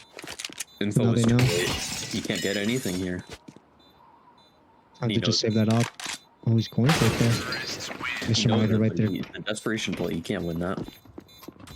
Just wonderful communication there on Team Home. They had, you know, usually you'd see both players trying to make an individual play, but they sat down, they waited after Mr. Miter got the kill on the refrag onto one of the A side defenders. They just slowed it down. They had all the time to work with, and they used every single second of it. And that's what you see here in these high level gameplay. Yeah, it may just be Challenger, but Challenger is no laughing matter. They know how to play the game. They know how to work with mind games. There is a reason for these tier separations, even going from prospect to contender. The aim doesn't get much better, but the game sense is what makes the big difference. And you see it in matches on the top. Entry. Oh my god, Spence has just been a thorn in their side here, getting into this deep outside position, but Pink Harmonica pushes into Rampy. Gets a kill onto Mo Cheesy, but he's tagged down to 13 HP. Tags him through the wall and gets taken out there. Supreme, last A-side defender, and are they gonna go for him? Swing out, gets the second. Oh, the turret spray down from Supreme! The M4A1 magazine, it does not matter to him. He lands every shot. And now Spence, looking to get this trade back through the same spot in Supreme. He's not expecting him to come through the exact same position. He thinks he's going to come Heaven. He thinks he's going to come from his favorite place on the map. Yeah, Spence has shown that he likes to do this Heaven rep, and so Supreme is just waiting for him to come out there. But Spence, once again, like I said, a man of big brains, knows how to play Nuke and knows that he's set the condition of Heaven. Oh, no, he hears him. He's literally being thrown. Supreme does not have HP to run past this. He's found a sliver gap. He's gotten past it, and Spence, he isn't aware of this possibility. Baits out the... Supreme knows. Anyway, but the crosshair placement. Spence just swung from a deeper angle. So Supreme was just holding for a closer angle, maybe hoping to spot the barrel. And Spence just, taking the fight to him, goes for the fake plan. Normally you see them stick the plan. But, Spence, like I said, just a super smart player. Knows that Supreme likes to think that they're faking. 12-3 half on Nuke T side. Just a wonderful game by both Spence, Sabrina, Mo Cheesy. It's a big factor in getting these opening kills.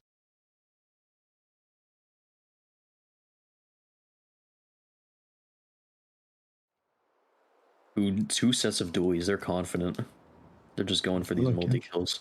And they have every reason to be confident. Team away, they just seem very discombobulated. They're not playing off of each other very well.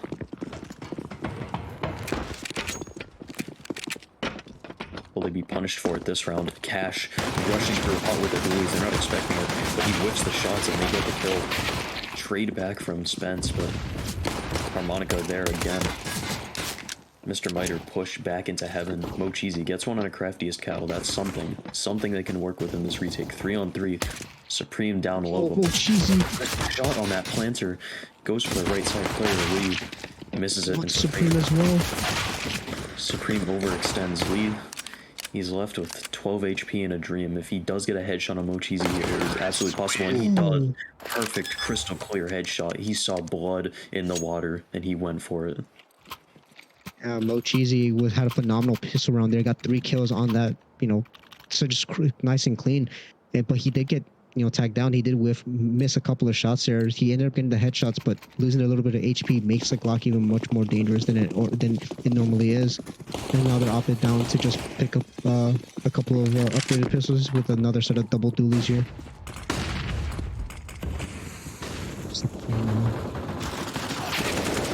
That's tough play out of the CTs, and it's just swept up completely. Craftiest Cow ready for Sabrina to be up close with that USP. Sabrina trying to let it bark, but the dog has a muzzle. The dog definitely does indeed. Team away now to 5 rounds in, or picked up the pistol and then the second round forced by now Team home are now having to buy here. This is where they either solidify this game, or they let Team away bring a comeback in the works. We'll see Lee kind of holding slow, a little bit of a slow default here. Yeah, not a lot of map to be taken fast, but Sabrina outside and Cash onto Bulldog. Didn't help. I think Harmonica pushing close to this red player, but Sabrina's already into the hut. Took too long to go for that trade, and now they've got full lobby control. Lee knows it. They don't have the bomb, though. That's something to save them. Sabrina caught on the wall spam by Supreme. Perfect re-aggression through that smoke. Spence caught outside. Cash, he goes for the trade, but again, Lee is so ready for these plays. And here comes Mo Cheesy rotating up through Heaven, expecting the A play.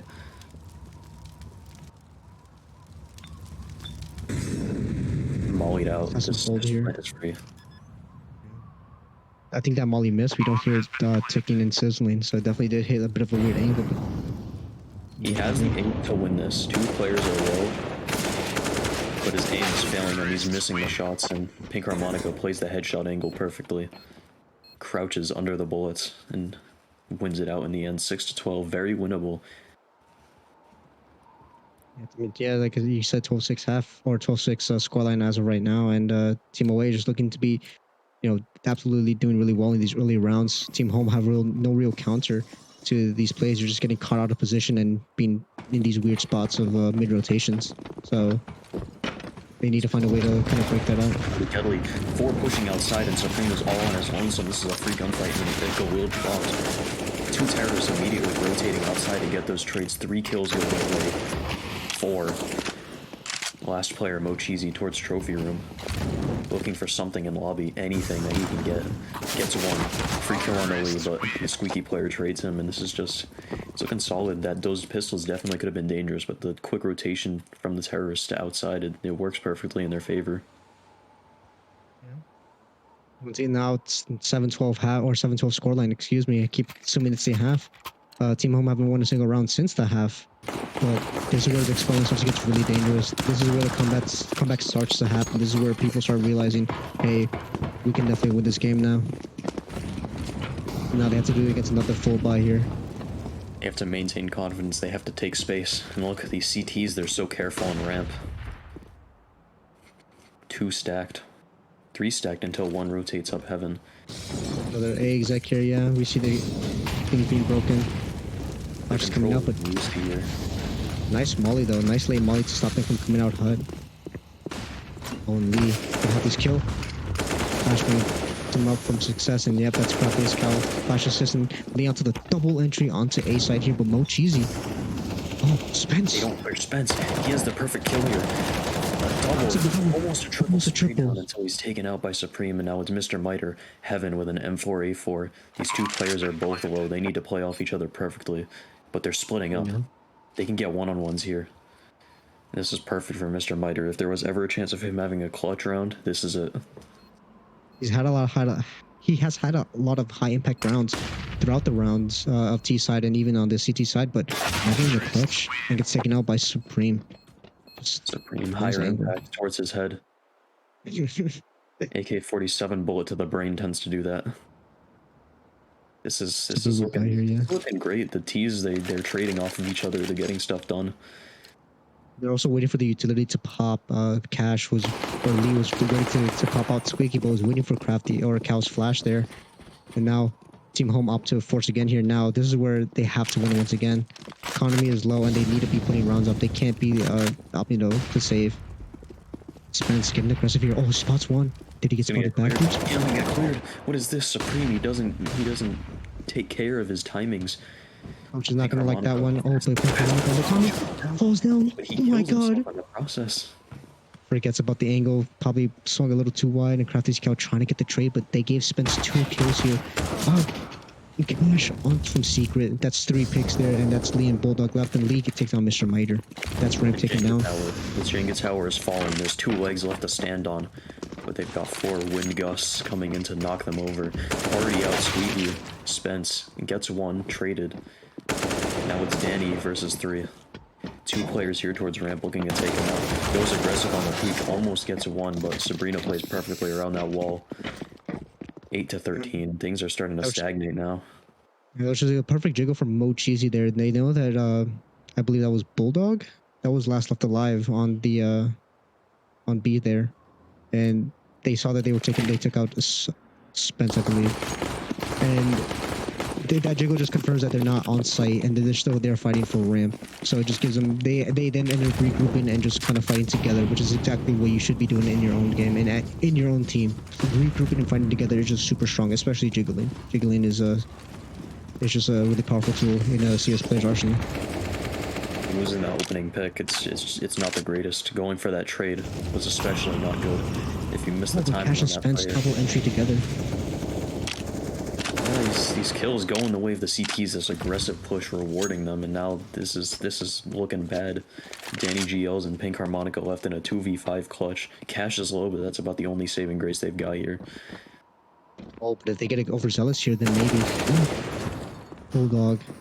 Wrong angle at the wrong time. Decides to look away at the worst possible time, and now it's left a pink harmonica lurking outside with no bomb.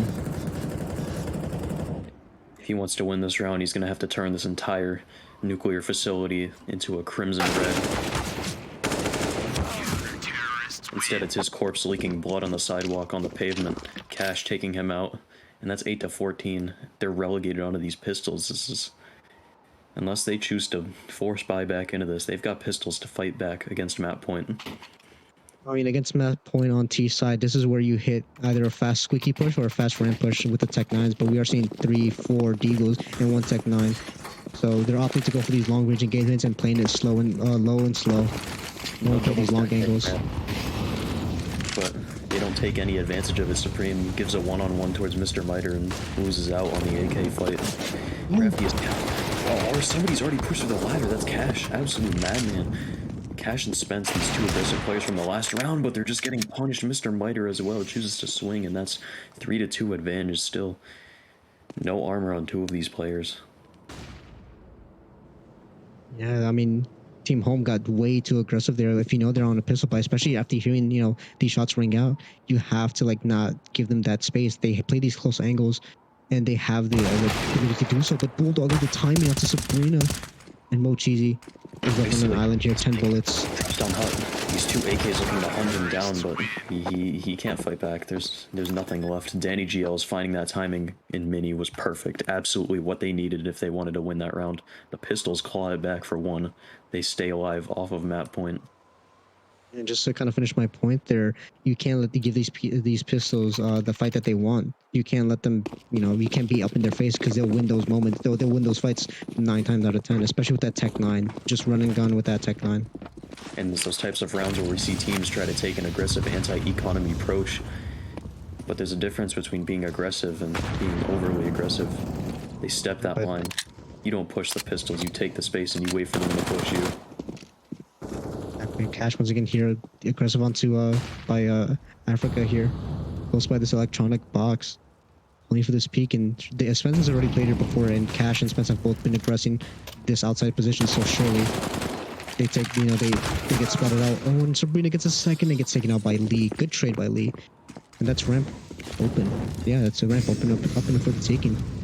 These aggressive plays, they're being punished, but not enough to dissuade the enemy team. These CTs, they're still very aggressive. They're confident that they can take this. Cash, confident in his lurk, but it doesn't work out. Crafty as cow, wise to it. That is the bomb as well spotted with 50 seconds left. So, Team Home cannot really stay too comfortable on this A site. They have that map control outside and have that map controlled by ramp, so they can definitely go everywhere. But Crafty as cow made a step. Did they hear it? And Spence can rotate up fast. He's single door on B. Yep.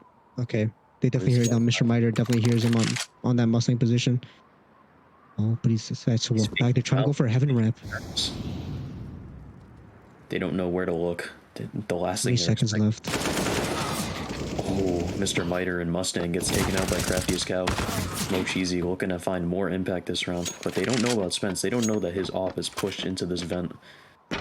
Regardless, going for the plant. Danny GLs versus Spence. This one-on-one. This determines which team will stave off that point and which team will take it. Aggressive. Wants to keep Spence nervous, and it's working. Spence wasting his precious bullets. 5 bullets in that magazine. He's already down at 2. He cannot miss a single shot, and he did not. Danny gives him that gunfight. The general manager of the Samurai, pulls it back on another clutch here on Nuke on the first day of Combines. Spence having a stellar performance, may not have the most amount of kills, but he is just having such high impact on these rounds. And that is 15 for Team Home. I can smell the aggression. They want to win this fast.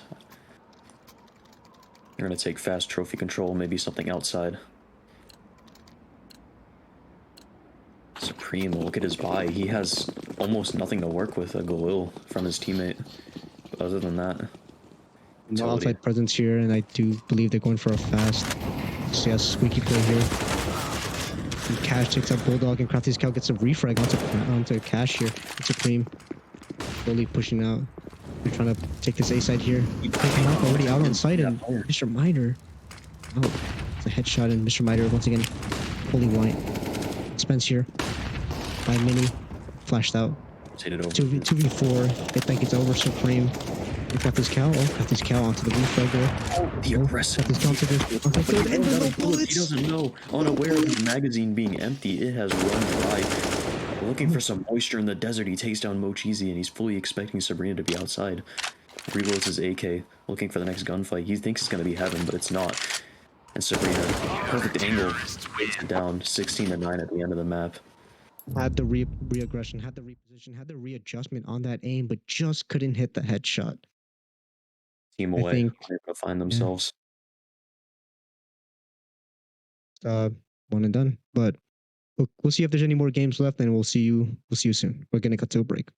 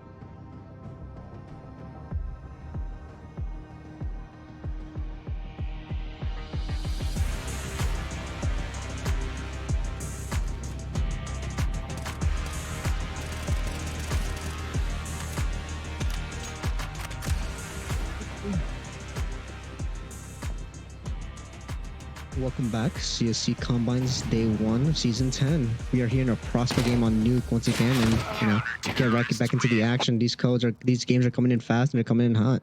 I'm joined by my co-caster Antlion. Hello, Antlion. We're already looking at a 2-0 scoreline. Favor of the CTs last round. The T's bought up MAC-10s and tried to rush through trophy. It didn't work. Not at all. Not even close. Better luck next time. I'll see, if I had my cellular telephone with me, I would check which of these players are draft eligible. I only know one of them so far, which is BWSat HD over on Team Away. Kame for sure, Anonymous, and that's in Gabe Me, I believe, are the last. No, the D's, and I do believe Legend is a DA here as well. Legend spots 2. Wonderful double kill from Legend there. Just highly aggressive there from Team Home. They took that ramp control, or they took that trophy control, and if you saw, they dropped the smoke right beneath their feet and pushed past it. A bit of a risky play because there usually is a T side player watching for that exact thing. That little, fast peek from ramp, but they get away with it. And this is a prospect game, so we are going to see a pace change in terms of pure individual skill and mind games. We saw the late rotations and late exits, but oh my god, Lines. Faster what? I just led them, not looking the right direction, and Anonymous and gave me pushing through trophy room as well. Now, it should be noted, Lions on Team Home actually won Prospect Finals last season for YC Tanuki's team. Brodog unfortunately won't be winning that gunfight, however. Lions to clean up that kill. 2 for him. Taken out by Akame though, sharp headshot. Anonymous appears to be flanking from Silo, but that's going to be loud and heard if he tries to do anything off of it, maybe a mini play. If dropping off from here should not be heard, but Akame thinks he's been spotted. It's a kill into Gabe Me. Anonymous. Yeah, now he hears him. Now he hears the drop.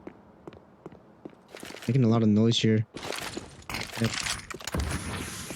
This is where this is where the patience comes in. In that challenger game, we would have seen them drop, slowly drop into vents after tossing that mini smoke, and just making a lot of noise here. Anonymous pushing past it, gets tagged by the molly. Apparently, Akame has seen it, misses out on the kill, and Anonymous gets that retake and that clutch there. He doesn't win the clutch, but there is something that you can definitely see in these prospect players that you can already see at like a fundamental level puts them above others, and it's their crosshair placement. You can see Akame with that pretty good crosshair placement, not exactly what I would call perfect, but it's very good for those low-over players, and you can see every day BWSat HD posting in general chat about his adventures and trying to improve in the game. So you've got some motivated players in this server right now.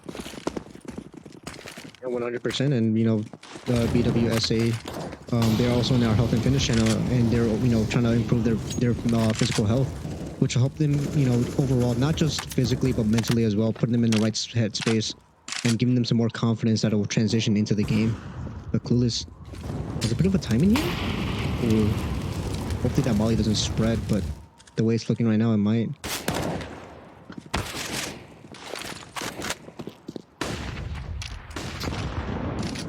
Zerk saw the cross. Maybe they're not gonna be expecting it. Oh, Garage just went off. Oh, but it's a missed smoke. Giving false confidence. Garage, and it's still a 2v3, but it's actually looking quite good on the side of these CTs. Brodog holding down ramp, gets a kill on Clueless, and now it's down to a 1-on-2 as BWSat HD trade onto Game Me and Garage, planting on the A site. Berserk still outside though.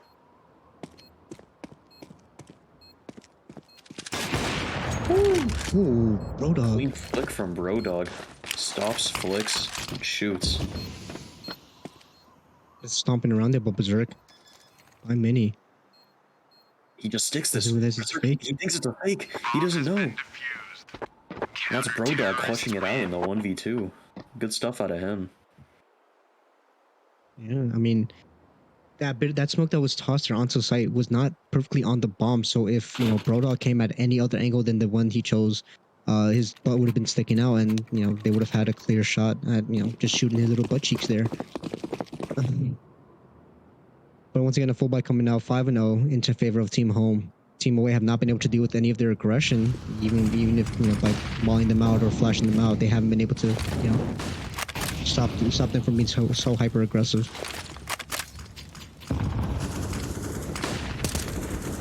Very strange situation you've got going on the A bomb site though here. You've got 2 players towards heaven and 1 isolated mini. If they came out hot right now, he would be absolutely in shambles.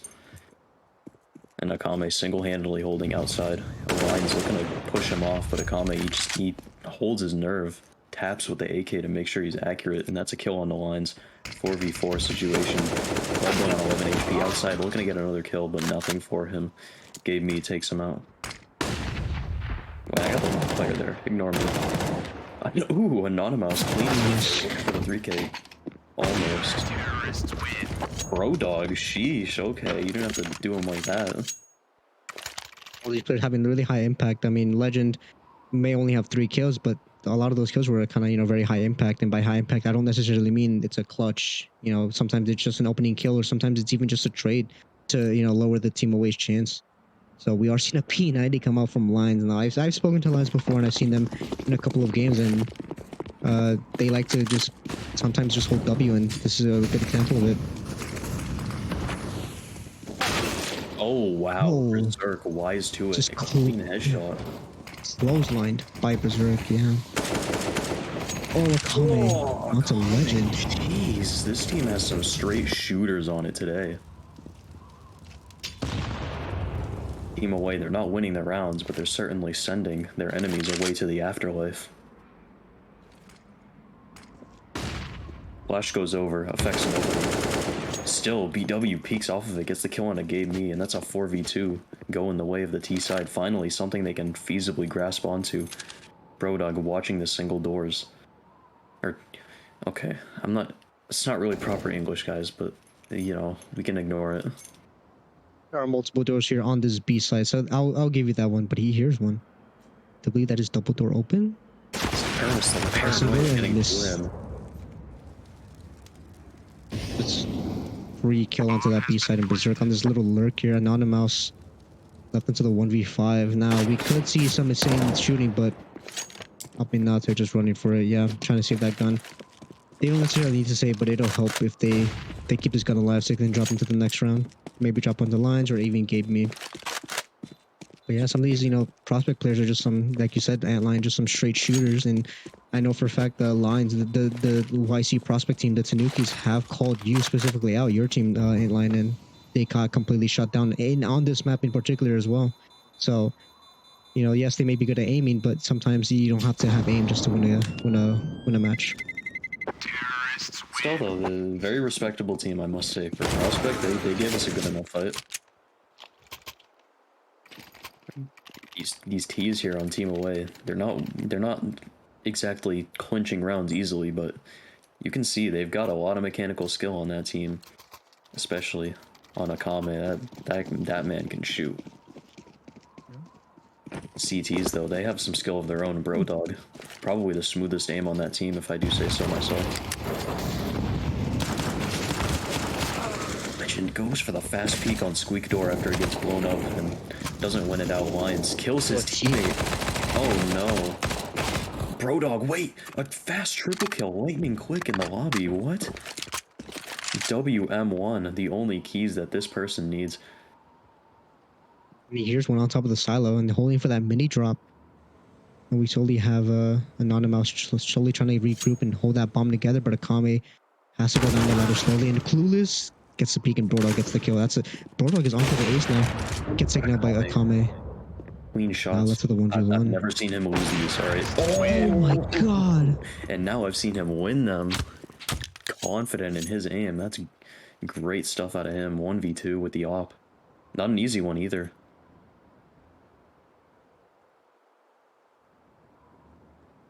Pistols. It's all these CTs have now is just pistols. Anonymous, 4,200, but doesn't choose to buy his teammates. Brodog on an MP9. The biggest financial risk that this team is taking right now. Again, they just keep pushing everything. Extremely aggressive play out of these CTs. Brodog down to 2 HP. Oh, but Legend hears this. Oh, 2 2 HP and he's still finding this impact. Meanwhile, Legend taking out Akame and Berserk, a double kill lined up in the trophy room. As you might remember Clueless from the stream earlier tonight, and he doesn't clear his corners. Please, everyone, clear your corners. You will hear everyone say this, even in Pug's matchmaking face or whatever. Clear your corners. No matter how confident you think you are, if you haven't cleared it, clear it. And that's a mistake that even high-level players make, is they get confident thinking that somebody isn't there. No play is too dumb if it works. Going on to the 10th round now, score 7-2. Both teams having such a high level, or at least Team Home having one high level player in Brodog, but once again Legend having lots of impact, you know, getting the double right there to close around last round. So now want to scoff there. Lines in the garage with the op. Looking to get his pick outside, but he's smoked off already. And that is not a good. Always red. Oh, it goes over the fence. It actually isn't even in the map. Still enough to ward off that outside player. Leadbone going back to regroup with his teammates in lobby, and they're deciding right now what they want to hit. Legend, though, causes BW to hit the floor. That's the only place he's going with that AK headshot. Yeah, and just the indecision here on Team Away just kind of shows the big difference between Prospect and Challenger. And yes, there's a tier in between those two, but you know, just the fact that you have to get past Contender to even reach the level of Challenger just shows. And once again, like I said, the indecision, not knowing what you want to do and when you want to do it, with Legend coming in here, taking a reposition here, and knowing that there should be another player here, knowing that they're trying to go for a cheeky, sneaky play through that smoke. And Clueless has the bomb in nowhere. Information advantage, Leadbone taking out Legend. And this is that game sense again. Legend completely unaware that there could be more people in that smoke and that there very well might have been. Berserk, he saw Anonymous and just didn't shoot. 2v4 for these T's here. They have to win this round if they want to put up any sort of defense against a losing half. Oh, it's a kill from Leadbone. Coolest with the trade. This is a 2v or the 1v2 actually. Every time I talk, I just get proven wrong. Well, Leadbone, he smokes himself off in the lines. He just runs to the smoke. He's desperate to get anything Leadbone with the kill, and that keeps them alive. That round was very important for their survival. Still, low money going into this next. There's a 4K there for Leadbone. Leadbone is a player, I believe, you know, a lot of these prospect players, like I said, they have fantastic aim, and their game sense might not be the best, but, you know, sometimes their game sense doesn't need to be the best. It just needs to be better than their opponents, and it's showing right now, right here. And lines onto a hero rifle, almost no utility, so they have to be going for these aggressive plays. Oh, crisp eagle headshot. Legend with the right crosshair placement. Berserk taking out their own team with no chance to play. Look at all this team killing going on. So much damage onto Akame. Allows Anonymous to Brodog to sweep. All picked up with Brodog. This is his favorite gun, his lightning stick. Akame doing a lot of team damage here with that Galil, and lines with the perfect amount of Leadbone, and Clueless left here on this outside lurk. No utility, no way to win this round. They do have a minute left, but a 1v5. I'm not seeing this come to fruition. They have to be going. Clueless would have to be really, really lucky in order to make this round win, and that silent drop did not work out. A long save as well. Already tagged down. They're gonna hunt him down. Legend trying to get the wall spam. It's missing though. Oh wait, oh he hits him. Coolest down to 8 HP, and they know they can hunt for this. But they don't clear the corner. Okay. 4 alive at the end. Could have been 5, but we have our moments. This is another one of those rounds, you know. The aim can win a game, but still, you need good direction, and that's what really made the difference for Tanuki's last season, was having a good IGL. IGL can definitely make the difference. I know a player on one of my teams, he definitely would have struggled if he didn't have such a nurturing IGL as we did. The player who reference proven. I love Orca so much, but Clueless only out here on here. Oh my god, Akame just knocks Anonymous's heads off. And BW's head picks up that bomb. Oh, Brodog holding the angle too tight, and now they're swinging him. Oh, wait, but they temper their aggression, they know. It would be too risky to go for any sort of swing. Braiding blows in the V bomb site, finally the kills come through. Yeah, they know Berserk is left on up here on ramp. They have smokes, they have ways to kind of stop Clueless from you know, attacking again, and yeah, that Molly nade and smoke has been brought out as well. You know, just sticking to the fuse. Clueless was left there without any real help. Blurring words. Anonymous has enough to drop over, but decided opts not to. Gave me sticking with the Galil, and that bomb plan helps team away, build up their economy just a little bit more to afford this op on this T side. 9-3 up for these CTs. These T's, they need a strong response. At this point, their only hope is to win the next 3 rounds if they want to have a strong start to their CTF, and even then, they can't lose the pistol. They can't afford it. Kwame with the Glock, he doesn't need his big stick. Only needs his short buddy. And just, you know, it just goes to shows that you know, you don't need a big gun to do a lot of damage here, to have a lot of impact. And for reference, in real life, you know, a Glock is so fairly powerful, but gave me double kill onto the secret position, and that's the bomb. Gave me has bomb control. Doesn't hear a footstep. Doesn't. Kame still here with this op here. The operator, if I do say. Oh, the molly tags him. Deadly Molotov burns out his soul. You know his dreams are crushed after that one. Zerk trying to see what he can do here. Ooh, you hear that one tap, you could hear his head crunch. One bullet is all Leadbone needs. Brodog, I do believe is there up by heaven, yeah. And is already quickly making his rotation down. The op, and he needs to be here fast, and he needs to hit this shot of them crossing, but taking their time. They're back on the A side. They played him. They called him out perfectly.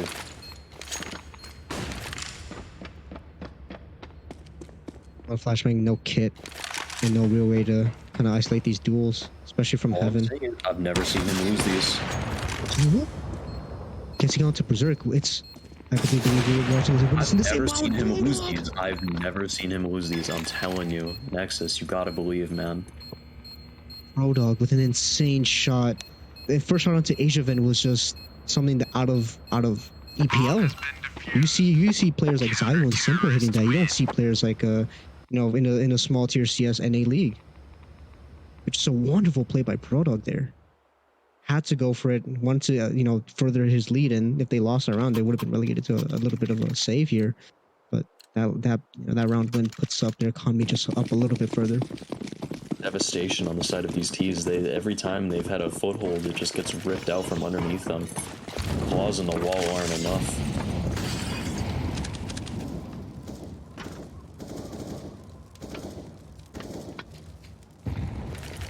At this point, it's not about getting a grappling hook. It's about teleporting up to the top. They need a big burst of energy, and they're just not getting it. Smoked off at every corner. The only entrance they have is ramp, held down by Anonymous. This is their best chance right now. Instead, they push towards the A bomb site, and Brodog, it's his shot. Legend reloads early, doesn't know that this player is out hut. Poor communication. Gave me, picks up Berserk in the hut. Falls back towards heaven. Not quick enough, though. Headshot. But Lions is here. Lions has a play. It's a kill. Gets the first and does not get the second. Akame gets the nice spray. And it's down to Anonymous. Akame is on 4 HP and BW sad. Full HP here. Anonymous just needs to get rid of BW. Hey. This is all about winning these gunfights. Wins the first Akame down. That's a start.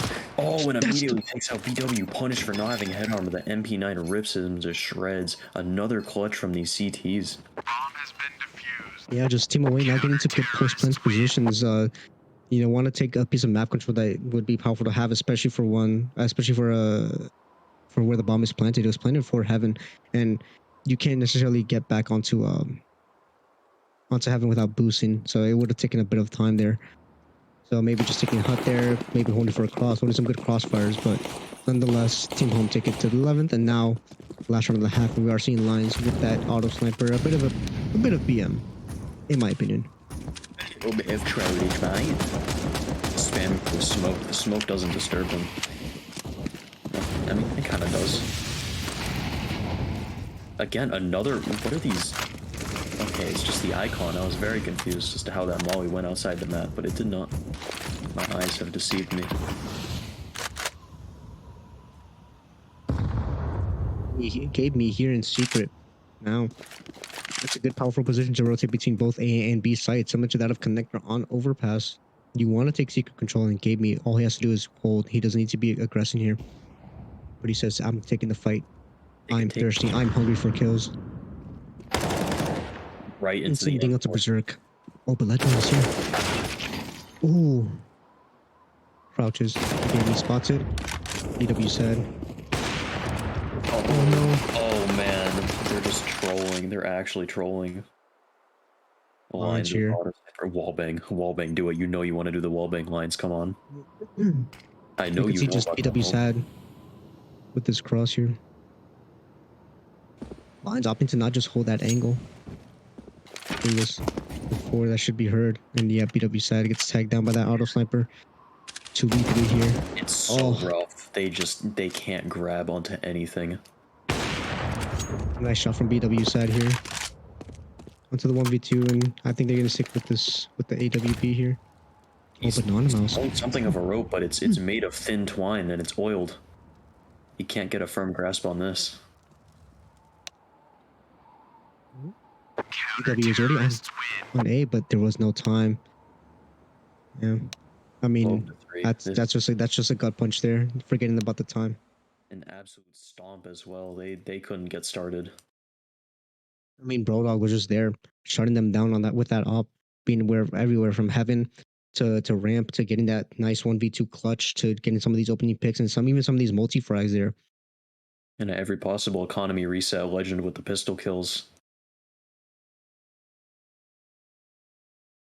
And then we've seen this scoreline before. I do believe we saw it on this very same map. So, you know, the scoreline can definitely get very, very, very scary if, you know, pistol round is lost for Team Home. 4 chances for these T's to close it out. No utility, no nades, no smokes, no flashes, just straight guns, straight Glocks out. So. Stack ramp, but one player's going secret. This is an unfortunate gamble. And both players, they have to give up ramp entirely. This might be good for them though, if they can hit the headshots. Akame though, can't rely on his aim anymore. Lines takes him out. Legend taken out in hell by Clueless. Pushing through control. Oh, wait, but BW, he's sitting in the corner. Takes out Lines. Forgot about him. Gets a double. Headshots. Looking for a third on that control room player. Gets pushed from single and reload. He can't stop it. 2v3. BW did a lot for his team there. Staying alive, getting at least 2 and denying the bomb plant. Giving them some more time to work with. And Leadbone, nice shot onto Gave me. And Brodog here in control. Just body shot. Body shot. Has to be a Spam the body. He has to push, but he doesn't know. And he falls back. This is the round lost right here. Unfortunate. He doesn't read it. Does get the kills, at least a consolation prize. I mean, that is some money left for the coming into the next round, and he is opting to buy an AK. Now, this is a very, very bold purchase here on the side of Brodog, because yes, you may have gotten the kills, and yes, you're feeling it. But sometimes you don't want to give your enemy a really powerful weapon. But Brodog's feeling it. Brodog's feeling confident. Let's see what he can do with this AK. There is something here. If Lines tries to go aggressive, he has no head armor. These MP9s could absolutely tear him up, throw him down in the dirt. Anonymous, one of the players with armor, taken down by Leadbone. The CTs, they're pushing forward. They're not letting down just because they have SMGs. They want to feast. Gave me feast on BW. Lines feeds on Berserk. Leadbone trades back on Lines. Gave me kills Clueless. But Akame again trading. These trade games. Hang on to Legend. And I just don't see it happening for Leadbone here. He doesn't have anything to work with. Unless a Legend feeds him, which he does. Now Brodog needs to make this AK-47 sing. Yeah, he got the 1 kill. He didn't need to do much there, but gave me Lines and Legend. Excuse me, opening up the side and getting these opening picks, and just left them alone. The MP9 really couldn't do much, especially without a kit. CT is almost thriving in that chaos that they created, but in the end, they just couldn't win out on the trades. Ooh, that's a rough backstab. Anonymous, 70 HP at the start of the round. Friendly fire. Sedition. USPs, P250s, Desert Eagles. Pushing through ramp, this is a very bold play out of Legend. He could get sandwiched very easily by these pistols. Brodog there looking for a trade if he does get tapped, but these ramp players, they fall off early. Oh, They completely give up ramp extremely early, and they don't know it. They don't know it. These T's don't know it. They're going towards A. They're down a man already. That's an AK picked up by Leadbone. just a good shot from Leadbone and Lines. Once again, doing his best, or Lines doing his best Spence impression here. Pushing outside again, really nice timing. But Lines doesn't really seem confident in this timing, clearing out certain angles that don't need to be cleared. Oh, Brodog, instinct of the Lines. Yep, now doing exactly what Spence was doing. He drops down on a Berserk. This is it. A site taken. But Leadbone doubles up. That's the bomb. From the mini, and he gets a third. Onto the ace now. Clueless takes the ace away from Leadbone. Leadbone just, you know, that opening 1D into the AK to solidify that round. I mean, these are just going 1-for-1 trades, but you can't be trading rounds 1-for-1, especially with the scoreline being 13-5. You have to string these rounds together, and hopefully Team Away can take these rifles that they have now and just keep stringing these rounds together. That was a good round to win for these CTs. The T's, they're absolutely broke last round. They invested everything they had, hoping to keep chaining these rounds together. But they're fast outside with these pistols, and Leadbone, he's the only one left to defend it. That Heaven player, he's not there. Now he's there. He swings, but he's missing the shots. Clueless finally does get one. Leadbone another and Mini. But they're down by red. They're trapped. These CTs, they've actually regained some of that control that they lost initially.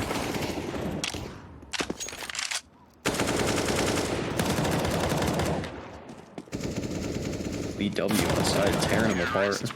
Eco-fragger. Everyone deserves to get a couple of eco frags here and there, especially to boost up your confidence, especially when you're down 13-6. Now they did string around together, but that doesn't necessarily mean they're out of the water yet. Especially with Team Home being able to just buy Tech 9s and rush ramp or rush out into inner A here. So they still need to keep their economy up and hit these shots. 3 of them have bought armor, but no head armor. Only Brodog with Kevlar on his head. Legend with nothing at all. He just has a Glock. Hoping to pick up a gun off of an enemy that his teammate kills, or maybe salvage one of their pistols. Or in the case of PW, maybe we take a fight to a player who doesn't have head armor. Okay, no wonder this guy's an NA nades. He belongs with us. The Kyle may get taken out after a kill onto Anonymous there. That is a free gun taken out, and Legend can probably use it or ask for a pistol. Look at the positioning from Berserk, though. He's completely given up ramp, even though they haven't pushed through that smoke. He knows that they're not there, and yet he's still falling back. He's giving them the space, and they're looking to take it. I think especially as a ramp player, you don't necessarily want to be susceptible to these pistols, and so this angle is fairly fine, especially when you know that they're just going to rush you all together, and they have to fight for you from that angle that you find. M4, he can shoot them apart, but he doesn't control his spray. His crosshair not high enough to hit their heads, and now they've rushed right into the A-bomb site. Gamey, though, he overextends outside. 2v3. No head armor on lines. Leadbone just saw one cross towards Hut there, and there is one in Heaven. Oh, and Brodog gets killed to Clueless. There's people in the walls. Oh, Lines has a good timing here. Oh, but Leadbone. Nice timing. Oh, Brodog's coming out. Gets hacked down to 24 HP. Oh, and the nade. Nuclear grenade. Is an EU nade. Leadbone onto the triple kill with a nice retake there.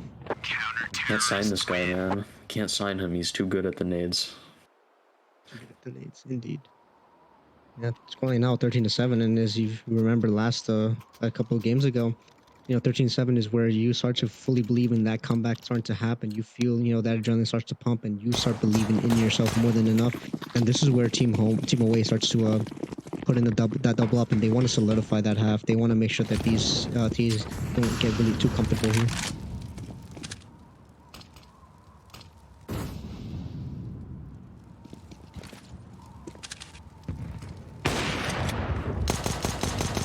Spots them crossing towards secret, but can't do anything about it. BW. That last line of defense outside, and he fails. The temple walls have fallen. Still a turn here. Secret. They don't have anyone under either. Besides a Oh, comment. Oh, cycling through the nades. They're giving him space. Meanwhile, Brodog and Legend tagged up. Look, Extremely. Kami's in a really compromised position here. You're not in a close angle. This is not what you want. Oh, but Anonymous. There's one in Leadbone. Gets the bomb. Oh, and gets taken up by Legend. What a good recovery by Timo Home here. That's still the bomb down. They have it now. Kami still here, hoping for a quick scope. And lines. Oh, misses the timing. Shoots too early, and there's two players here in heaven. They're actually holding to trade off each other. Akame, meanwhile, Anonymous falls at his hands, and Clueless takes out Legend blind, all alone, and they know where he is. They can just play him.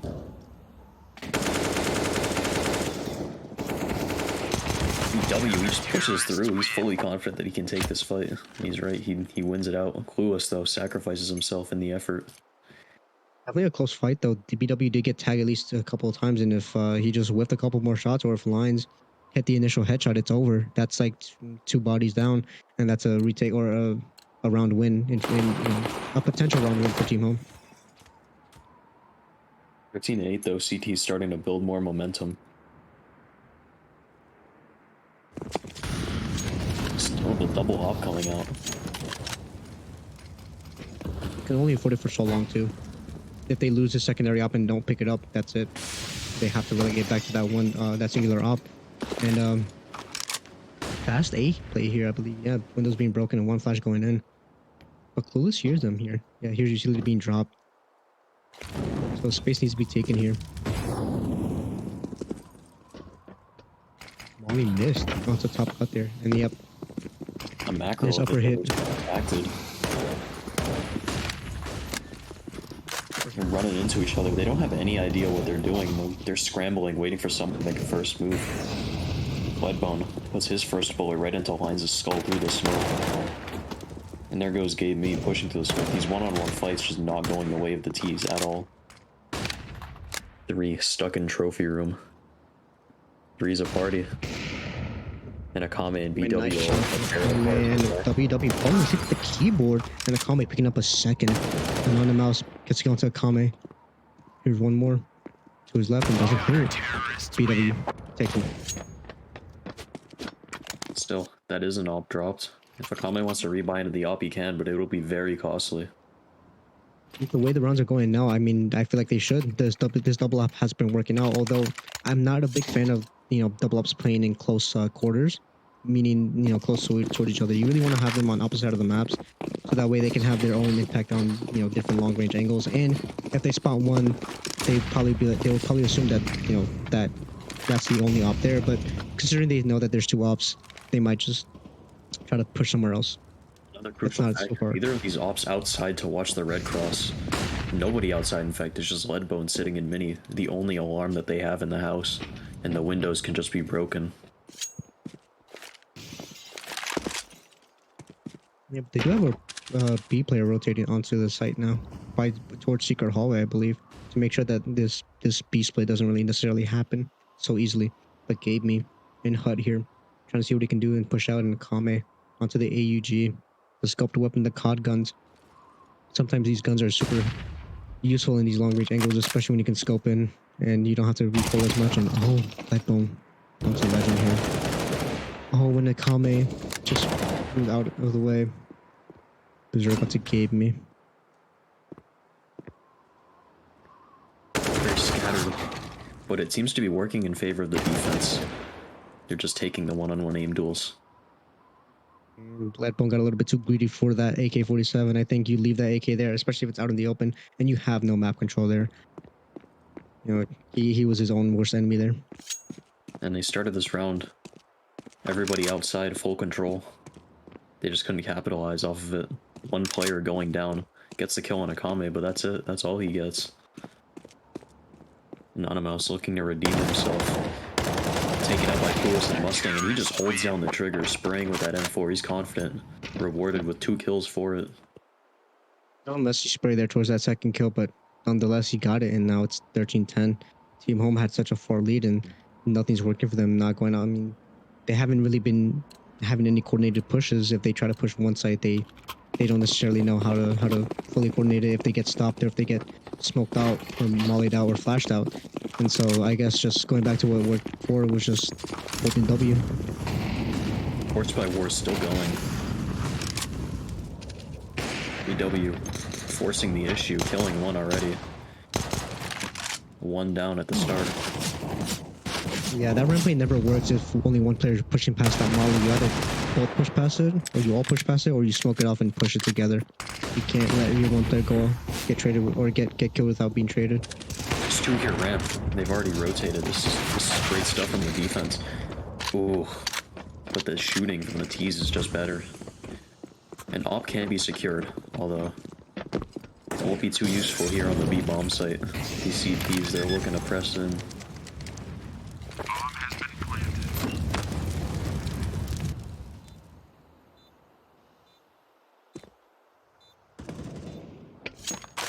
Oh, close onto Gabe me. It's now a 2v3.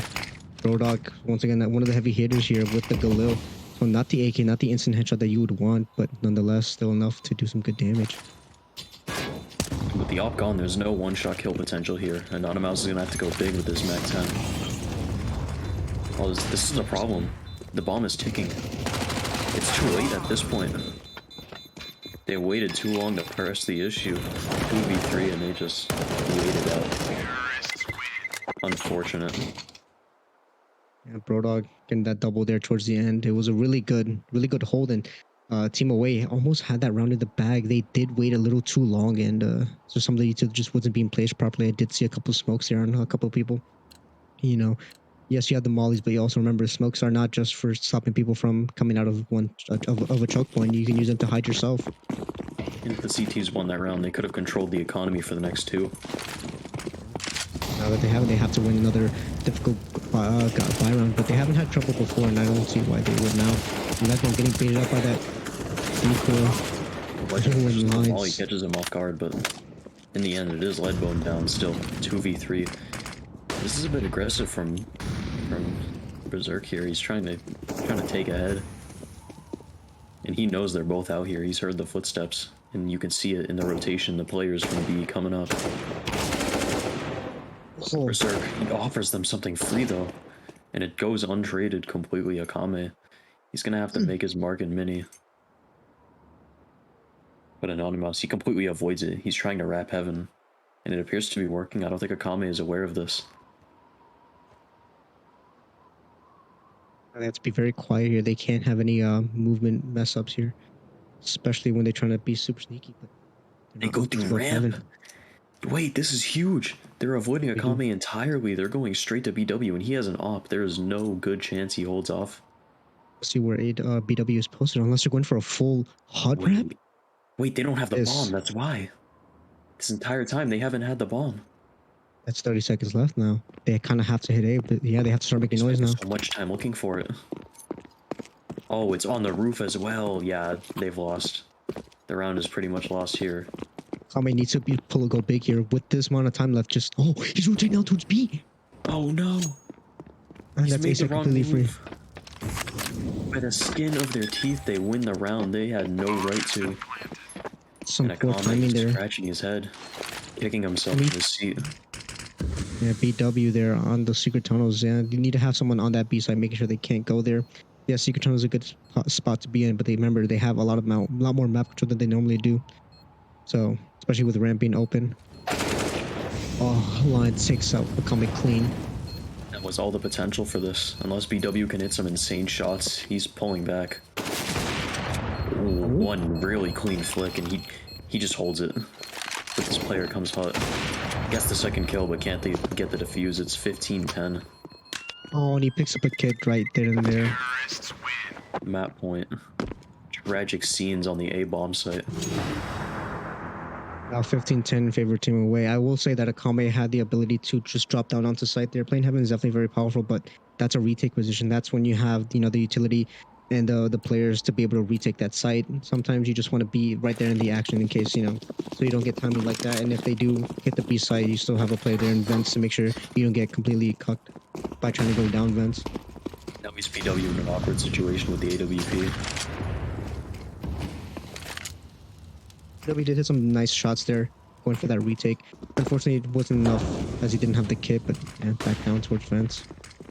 It's And taking his the mates off with secret. This is very aggressive out of him, and it could end up working. Nobody is watching for this. Wedbone is also posted up. He's ready for Go something. with the trade. Oh, but BW, he's missed his opportunity. They were ready for him. He has to pull back down. 2 players down secret holding for this. And that's a lot of manpower to dedicate to something that might not even happen. And a wasted smoke almost. It's not going to hold them back. They're rerouting here. They showed that secret Presence. presence. And now Anonymous, that's BW taken down. Oh, they have him there. Gets taken out as well. Kame. Alminos Oh my are god, tumbling. Now still have to berserk into the 1v4. Yeah, he's just stuck here in this little J-hole area. And with, no kit, only one flashbang and a dream. Will we He's see the motivated. berserk? What is he trying to save? I believe his team is telling him, hey, it's last round. But I think it's over. I think it's safe to say that Team Home have won it. He's gonna have to hit an insane 4K Tesla spray here, and he just can't. Legend takes him out. 16-10 in favor of Team Home here. Alliance proving his mettle. What Brodog, 30 kills. Very solid game out of him. Very sharp aim. I'm sure GMs are frothing at the mouth looking at that one. Yeah, I mean, a lot of talent here that can be definitely built up, especially when they have the help of the higher tiers. These teams, these franchises do have multiple tiers in them, so it's not only just a one prospect team. They have a prospect, contender, and a challenger and elite, and so you can definitely bring these players up to be higher level players. But with that being said, we're gonna cut to a break and see if we have any more games going on. We'll see you soon.